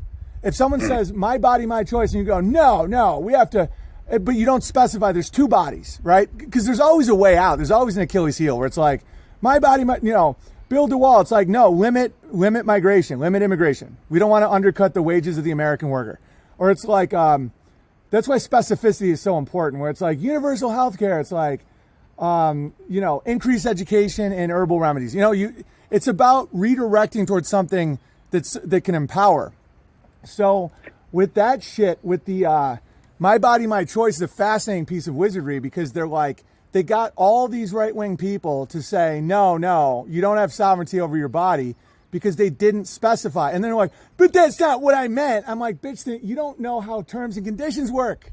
You know, read your terms and conditions. And well, we wouldn't even have to read them if we would just accept that there's panthers, man. Exactly. This all comes down to the fact that we are living in the jungle, pretending like panthers don't exist. And every morning when we wake up and another kid's gone, we're like, I don't know what happened to him. That's the weirdest thing ever. And then someone like me or you is going, maybe it's a panther. And it's like, shut the fuck up, you dumbass. What are you talking about, you evil, negative piece of shit? Oh, look how negative this guy is. Get him out of here. Hey, what a piece of shit this guy is. You know, it's like, it's one thing. The people I do call doomers are the ones that don't give a way out. They keep you in the back of the van, where it's like, okay, there's panthers, you're all gonna fucking die. The people I'm gravitated towards are the ones that are like, they're panthers, and this is how we crush. Because if not, it is a form of mental torture and traumatic abuse. It's a completely different world with panthers, and it doesn't all suck. That's exactly. the key. Exactly. It's beautiful. Knowing that there's panthers out there makes every campfire freaking luscious as hell. Yeah. Because you're like, this could be the last campfire. I don't know what's going to happen. You're doing so, you're fully on, you're dilated, your adrenals are fully open, and something amazing happens. Men become jaguars.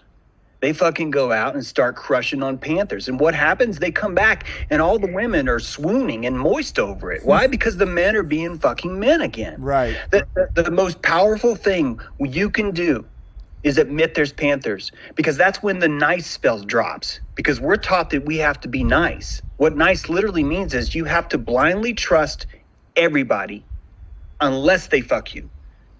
And it should be the other way around. Right, buddy. Exactly. Trust should be a gift, a gift of gold.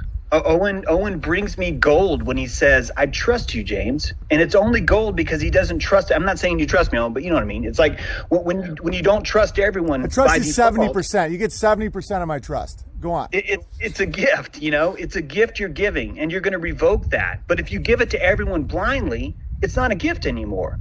It means nothing. It's like these people that go, oh, well, I just love everyone unconditionally. Right. I'm like, well, I don't want your fucking love. I don't want that love. Who the fuck wants that? It's like, oh, you got prejudice. You have it's like, yeah, I only fuck my wife. Yeah, that's prejudice. Right. That's literally the meaning. Oh, you picked a lane in traffic. How dare you? How dare you? And once pick you sides? see it, dude, you're like, because a lot of people are going to be a little bummed out right now about Q or whatever, and that's fine. But just know that when you see it and you admit there's Panthers, you will gravitate. Like, people will be drawn to you. You can get a wife. You can get a meaningful life. Okay, there's so many deficits of the machine. They're so slow moving. They're so motivated by bullshit that you can improvise and get around it very quickly. You know what I'm saying? Yeah, well, there's a whole new power that comes because you start to tribe up again. Yeah. That's what humanity is all about. Humanity, so look at the two towers. The symbol of two towers is an 11. What is an 11 but two sticks that are standing straight on their own independently? They're sovereign. So sovereignty has a connection between itself, which is humanity. We are raising giants by talking right now, Owen. You and me are raising giants. All the bears that are listening are a giant because they're listening together as sovereign people. They're going to be taller because they themselves are more sovereign. Otherwise, it's going to be this paste of humanity that's not even human. It's the paste of the machine where everyone is just sort of given this bullshit kind of thing as a ration. And then maybe we can make something out of it. But anyone who tries to stand up taller is going to be considered evil or bad. Right. It's the opposite. The antithesis of humanity is government. Someone told me the other day, well, the military would never turn on humanity. The military is turned humanity. You guys don't get that yet. It is turned humanity. You have to turn yourself off to join the military right now. And if you're in the military, I'm sorry if that hurts to say, but you know it's true. Because when you wake up in the morning, you take off what clothes used to belong to you, and you put on clothes that do not belong to you anymore. In fact, you go into a base that you're not even allowed to enter with just your face. No one gives a shit about your face. All they care about is, are you in uniform, and do you have a spell laminated on a piece of card? That's what they care about. You're a credential. You're not a person. Pretty Mama Bear just said, I'm a 4'10" giant. Yes. That's awesome. Did I lose you? No. I'm just letting that ring because you're going to do that at every job you have, guys. If you're going in and you're working in a situation where you're following a procedure, electrically, you're shutting off your humanity so you can follow that procedure to a T. And you're going to be rewarded not for your humanity, but for your ability to follow that procedure. That is an evacuation to the machine. And all of us are doing it. I'm not trying to say that, oh, how dare you. All of us are doing it. I'm doing it. All of us are doing it. Okay? This is something we're all guilty of. And it's something that we can all change. But it's only going to change if we find our ego, we find our pride, and we change the definition of the word fear. That's a big one. Because the moment you feel fear, I think most of us hear fear as a negative word, so they automatically dump their energy. It's that they think, oh well, I'm fearful, therefore I'm afraid. But you haven't failed yet, because when you feel fear, what you're really feeling is energy. You're feeling the energy inside you. All of your 3 trillion blood cells are telling you, dude, it's on. There's a fucking panther, it's on. If you call that fear, you're going to reject it and run away. But if you call that energy, you realize you haven't done anything yet with it. You can transmute it into panic or terror, or you can transmute it into strength and grounding. Right. And that's really what this is. Being a man, an actualized man who feels the power of his adrenaline is the most dangerous predator in the world. And they know that. That's why they're always chopping at you guys. That's why they're always trying to chop you down, because they're afraid of you. They're afraid of your potential as a true human male. That's why all our language is meant to gut us like fish from the moment we even try and claim our power. Yeah, man, I love that. And yeah, because I always talk about how fear is the virus, but I think our disagreement on the definition of the word is, I think how you describe fear, I think, is a state I'm always in. I just always put it towards heightened awareness and grounding. I think it's the panic and the, oh my God, like that is the enemy. Like that puts people in a vibratory state where they can be molded and fucked with like hot metal, And so when CNN pumps that shit into you like a toxin, it gets people vibrating in a way where someone can be like, punch yourself in the face. And like, it's the only thing that'll save me, you know? And the fear, the way you described it is I think I felt that way since I was a child without stopping. I got a 10-minute video about my morning routine. Are you cool to chill and watch it, or? Yeah, man, I can't see it, but I'll be here. Yeah. All right, because I like showing, because I think one of the things that have given me strength is caring for animals and growing shit. And Totally. What's that? Yeah. It's my favorite part of what you do. You're putting out an oscillation of this is what it's about. I think it's really crucial. So please play it. Yeah, and I'd love to balance that out with, you know, because some people, when you take away their soothing mechanism, Alex Jones makes a living on just being like, they're coming. It's like, so now what? It's like, buy my boner pills. And it's like, so you're just fucking people over even more, you know?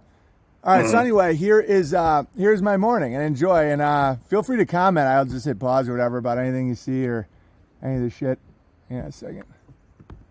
This is my morning routine. Here we go. You guys, hey Georgie. All right, so I keep the dog food right here.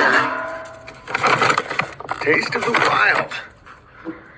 Very healthy stuff. This is gonna sound weird, but I just do this because if not, they fight over their stupid little bowls. George gets a special amount of bowl though. That actually offers less fighting.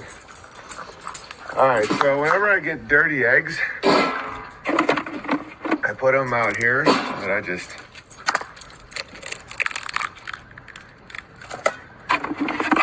Georgie gets a nice big breakfast, doesn't he, boy? George, you want to? George, sit. George, sit. I understand you don't want to sit on Sophie. Down. And that's a good boy. That's going to be good for your coat. Nice and white, nice and beautiful. So white.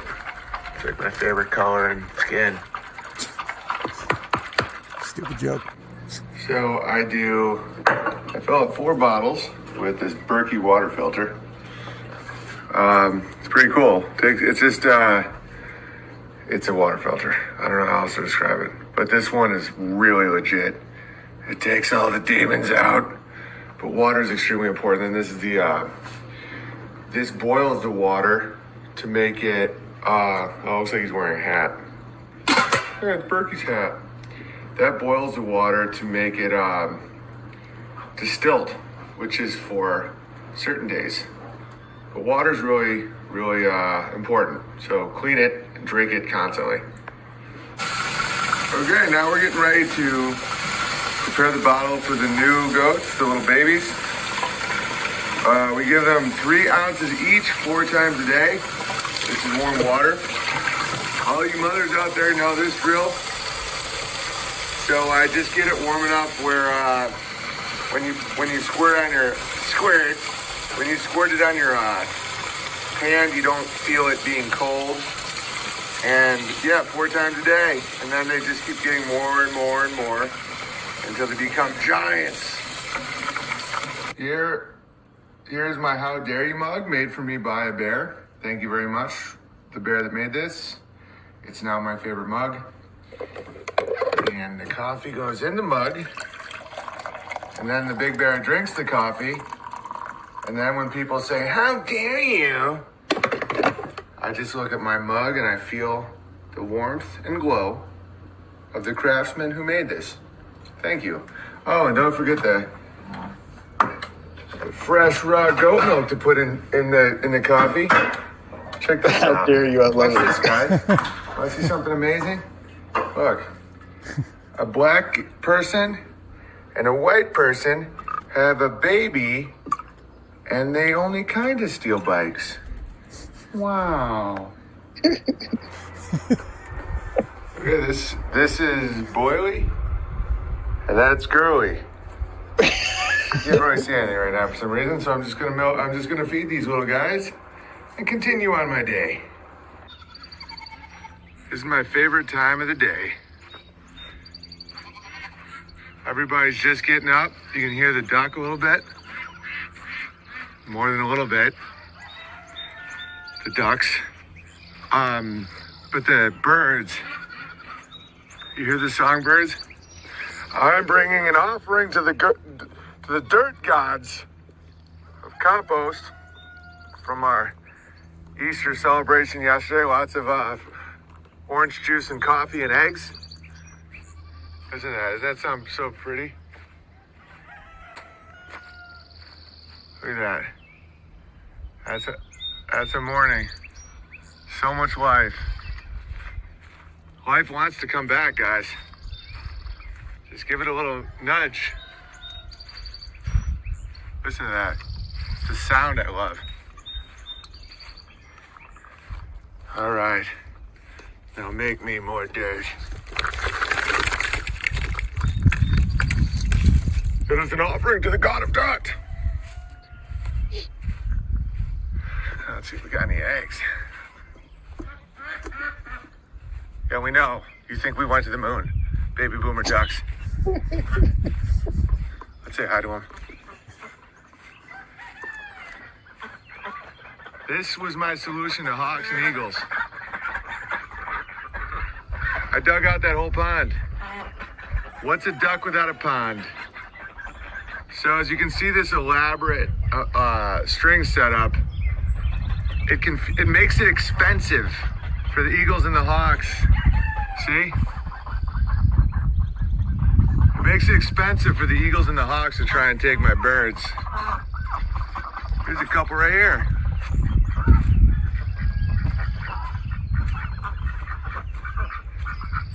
George is down with the alpacas per usual. Hi guys. Hi George, what are you doing? This is Onyx. She spits at me a lot, but they're really, really cool. All right, all those ducks, these two have been here a while, but those ones were just in here. We made this winter proof. They were growing up here, but now we have the next generation of chickens growing up here. All right.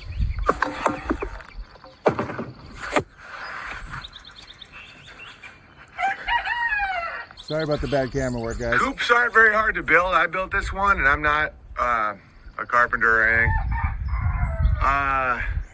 It just needs a roof.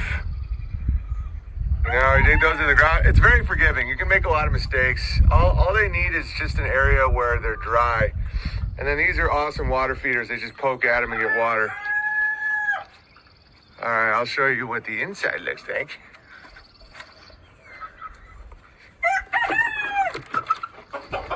Oh, it's really dark in here. I forgot. Yeah, watch this. Hey guys, you ever play the game Angry Birds? Watch that. Look at these guys. Hi, Angry Birds. You're happy birds, though. You haven't really woken up yet. This is their feeder. Very basic. The more they eat, the more it goes down. Yeah, you guys get it. See if we have any eggs here. I got most of them yesterday, but there's always more eggs. Eggs are a wonderful protein source. Oh, someone hollowed that one out. George is going to have that one. It's fine. It's fine. Imagine just turning around and seeing that. And then that's the Anne Frank. Hey, it's Anne Frank up in the attic. Hey, Anne Frank. No one believes your diary anymore, Anne Frank. Oh, everybody's getting angry. Oh. You'll be a woman soon. Please come take my hand. Those are teenage chickens. Not quite big enough for the main coop, but, you know, they're doing good. Mr. French is one of our old roosters who gets bullied a lot because he's small, so we gave him a new role, and he seems very happy. He's a really good rooster, but he's just small, and he gets his ass kicked a lot. Hi there. What are you doing? Oh, Mr. French, you're doing a great job. George likes to chase around the alpacas. And then to really blow their mind, just to show extreme dominance, he eats all their shit. Like right now, he's just like, listen, you got, because the alpacas could theoretically beat George's ass. Like they can take out coyotes. But but right now the alpacas are like, George is like, you want to see crazy? I'm about to eat your poop. They really are just like very confused by George. He makes no sense to them. And then he'll just lie down and nap. It's a beautiful relationship he has with those big wool-laden pregnant ladies. Those are all pregnant ladies. And just a weird dog. All right, so now we're going to see a different type of chicken. These are called, hey, George, let me guess, you're going to eat the chicken's poop. These are meat birds. Hey, buddy. Georgie. One black eye, one white eye. Very intense dog. You're a good boy, George. I mean, most of the time. All right. So this is the setup we did for our meat birds. They grow extremely fast and they eat non-stop. So we just set up this giant trough. It's kind of like one of those all-you-can-eat buffets, like Ponderosa. This is their Ponderosa all-you-can-eat buffet. Social distancing, girls. Don't get too close, you get COVID-19. This is where, hey, George. This is where they were raised as little chickies with their heat lamp and everything. So we'll harvest them in a month or two, maybe. Let me just fill them up, though. There we go. Yes. Yes, watch the pornos. Eat the junk food. Fight each other. Fight each other. You see why I understand the grabbler? In this scenario, I'm the grabbler. So I just throw all the pornos at them, and they do just really, really crazy stuff and claw and fight each other, just so they can get another little bit of grain that will just make them fatter, so that when I eat them, it is tastier. The metaphor is almost one-to-one allegory. Oh, look at this one. Oh, you want to come on, watch the pornos. It's racist if you don't watch the pornos. Here comes Santa Claus. Here comes Santa Claus. Right down Santa Claus Lane. Don't know the words, but I feel like Santa Claus because I have a giant bag of grain. Not really grain, but you get it. She's the new mama. She's got some milk in those udders. Hey, it's chocolate and marshmallow. Hi, everybody. Good morning. Good morning, Tubi. Tubi got out, so I did a real quick makeshift thing here. Hi, Chad and Nick Fuentes. Hey, Tubi. All right, it's gifts for everyone. Santa Claus is here, everybody. Hi, Tubi, the mystical goat. All right, here we go. I'm like Oprah Winfrey, except I'm not a fat, dumb whore. Everybody gets grass. Hey, guys.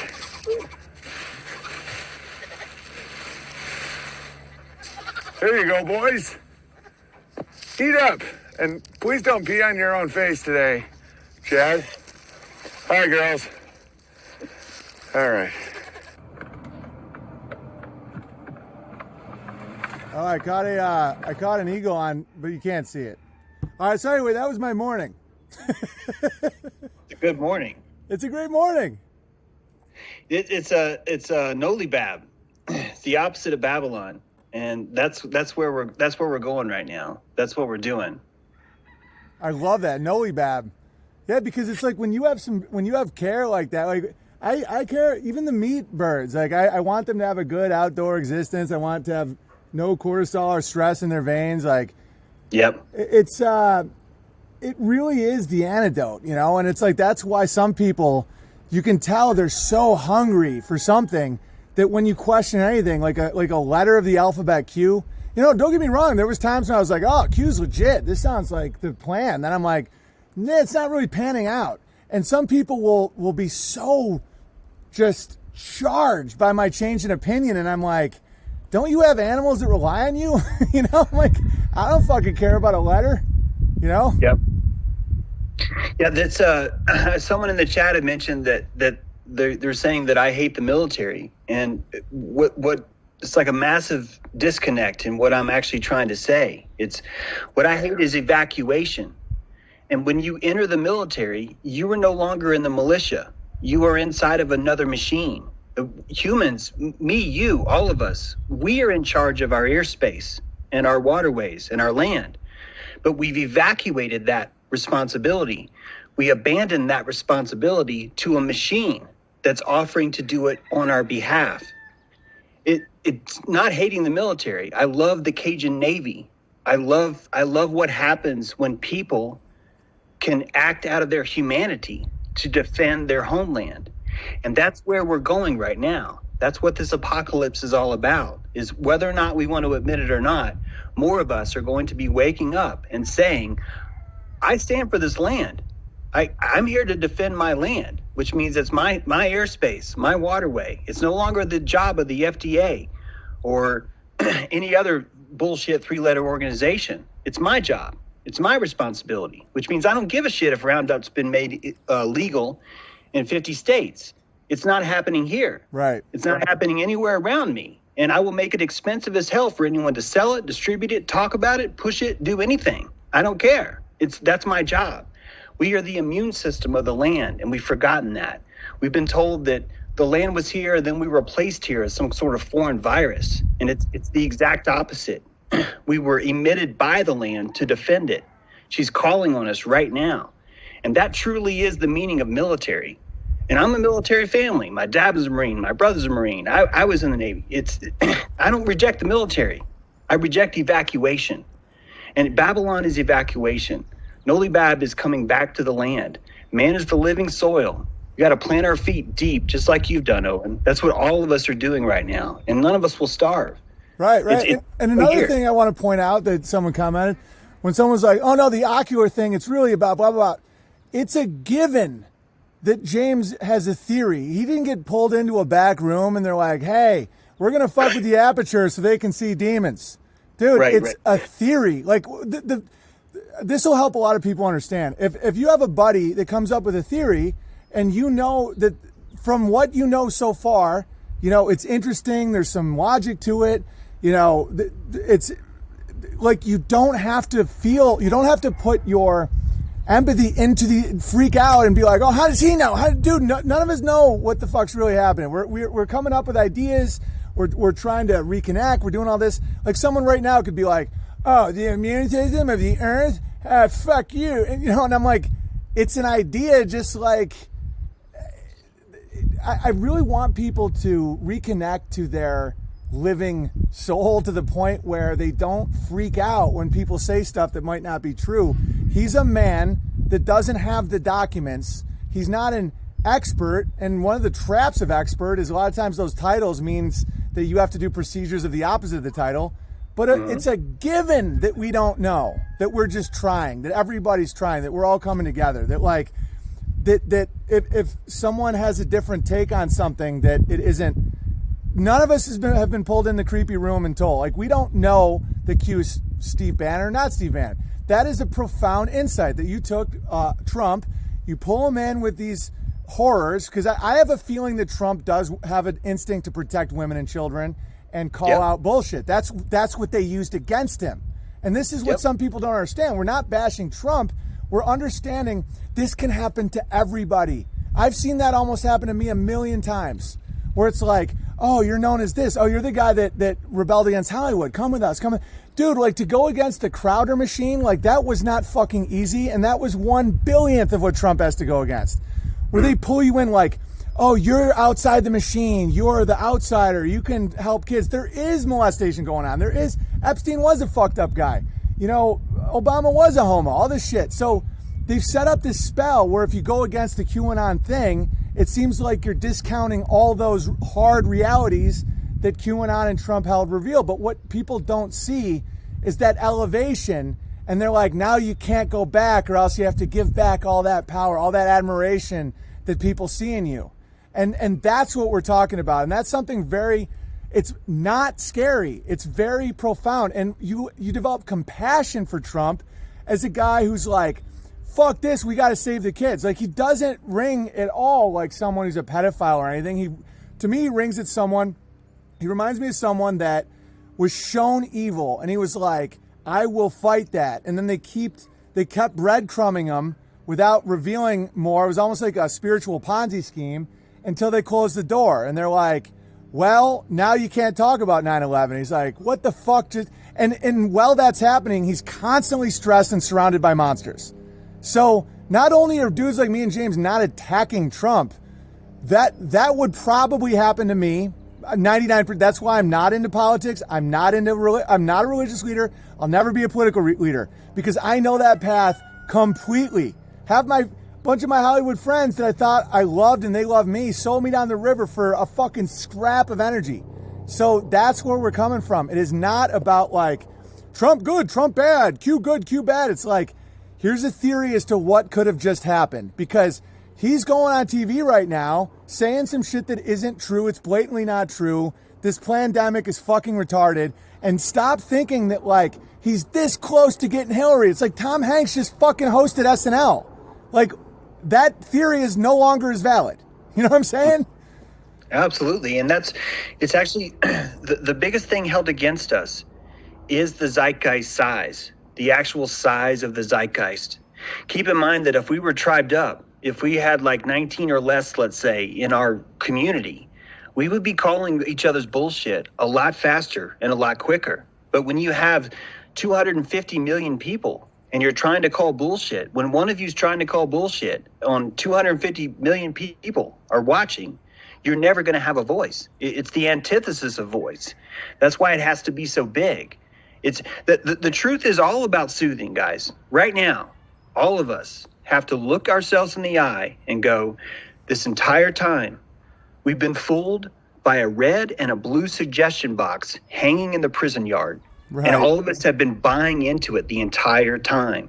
And the way out is to claim the soil. The way out is to claim the land and say, I am the protector of this land. Not land I can't see, land I can see. Right. And guess what? There's no pedophilia allowed in my fucking land. Fuck yeah. There's no human trafficking allowed in my fucking land. And if you truly cared about that, like everyone else claims you're supposed to do because you're listening to Q or whatever, you'd understand that if you watch your land, you are now caring about that. Dude, and that's how you do it. So you're burning true, calories.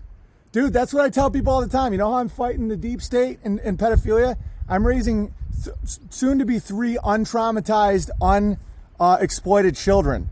And if that ripples, how am I doing? I'm showing the blueprint. I don't have to fucking show my day. I don't have to show like my stuff. I don't want to create it's not security wise brilliant, but it's like so many people keep the life from you that you could have, and they keep regurgitating these shit media sitcoms, all that.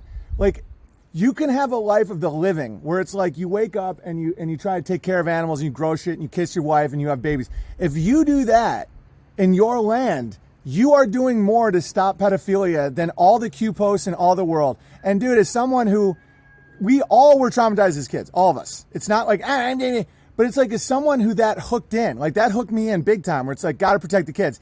Then they go macro on it. It's just what would scientists do? All the sand and all the beaches and all the world. It's like, dude, my fucking brain just shut down.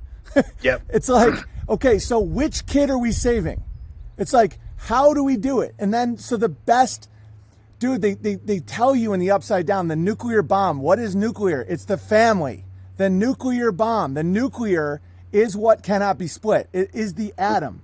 So it's like, if you have a male supercharge and a female grounding element and children that you love, that is impermeable. So guard that, and don't fucking have these P's and Q's pull you everywhere, reds and blues. Oh, Joe Biden, the guy's he's fucking senile. He's probably shitting his pants. If people are still committed to this nonsense, I used to be committed to it. It's like if people are still like, oh, they got Joe Biden by the ropes. I'm like, dude, I bet he can't take a piss without his fucking handshaking at this point. Like, let it go and start building. I only got 2% battery, by the way. Do you got any final thoughts? If you're a thoroughbred horse, you don't get to go wander out in the pasture and have sex with whatever mares you want. Every single moment of your life is controlled by someone who owns you. You don't have freedom. You don't have autonomy. That's Babylon. We are the opposite of Babylon. That's what we're here to do. Put your prana into the soil, take it the fuck out of QAnon and Trump and the DC. Put it in the soil. Own the land again. All this ends when you own the land. I think I'll just end it there. I love it, buddy. That is, and where can people get your books? Amazon, you'll find me, J True, if you come to my website, but the publisher is so slow mailing my books out. So if you want a signed copy, it'll take a while if you don't mind waiting. But otherwise, just check it out. If you don't have money and you still want to fix ego, come to my website, jtrue.com. The entire blueprints of mind control is there. It's just not edited, but it's all there, all the chapters. And it tells you how to reinvigorate your ego, your pride, your sense of wonder. All this stuff is there. I need you guys to have it, because the stronger you are, the stronger I am, and all of us raise up. I want our country back. I want our land back. That's why I'm here. I'm not here to bash anybody. I'm here to put our feet in the soil, man, so we can take this back. It's a beautiful place. Let's keep it that way. Dude, I'm literally barefoot in the soil as we speak. All right, guys. That was James True. Dude, it was a pleasure. We got to do this more often. I'd love to, Owen. Thanks a lot for reaching out, man. All right, it really peace, means a lot. Thanks. Oh, hell yeah. Peace. All right, guys. I'm at 1%. That was the great James True. Did you guys enjoy? Judging by the chat, you guys really enjoyed that. It's the opposite of disempowering what we're saying, by the way. I know that there can be shocks of like, trust a content planner. You're just reconnect and crush. And if you're scared, like you said, if you have fear, do what, like, make it a positive energy. Like, brr. I get what he's saying. I just have had a different definition of fear, but I guess it's all good. Excellent. Good stuff. Thanks for the stream. Great conversation. Yeah, like I'm thinking about trying to start the Bear Trail, where we have homesteads all across America where if starving people need something or want to work or some shit. Dude, the future's so fucking bright. The machine is an empty vessel that goes rah, and people are just like, oh no. Dude, fuck the machine, man. Fuck that.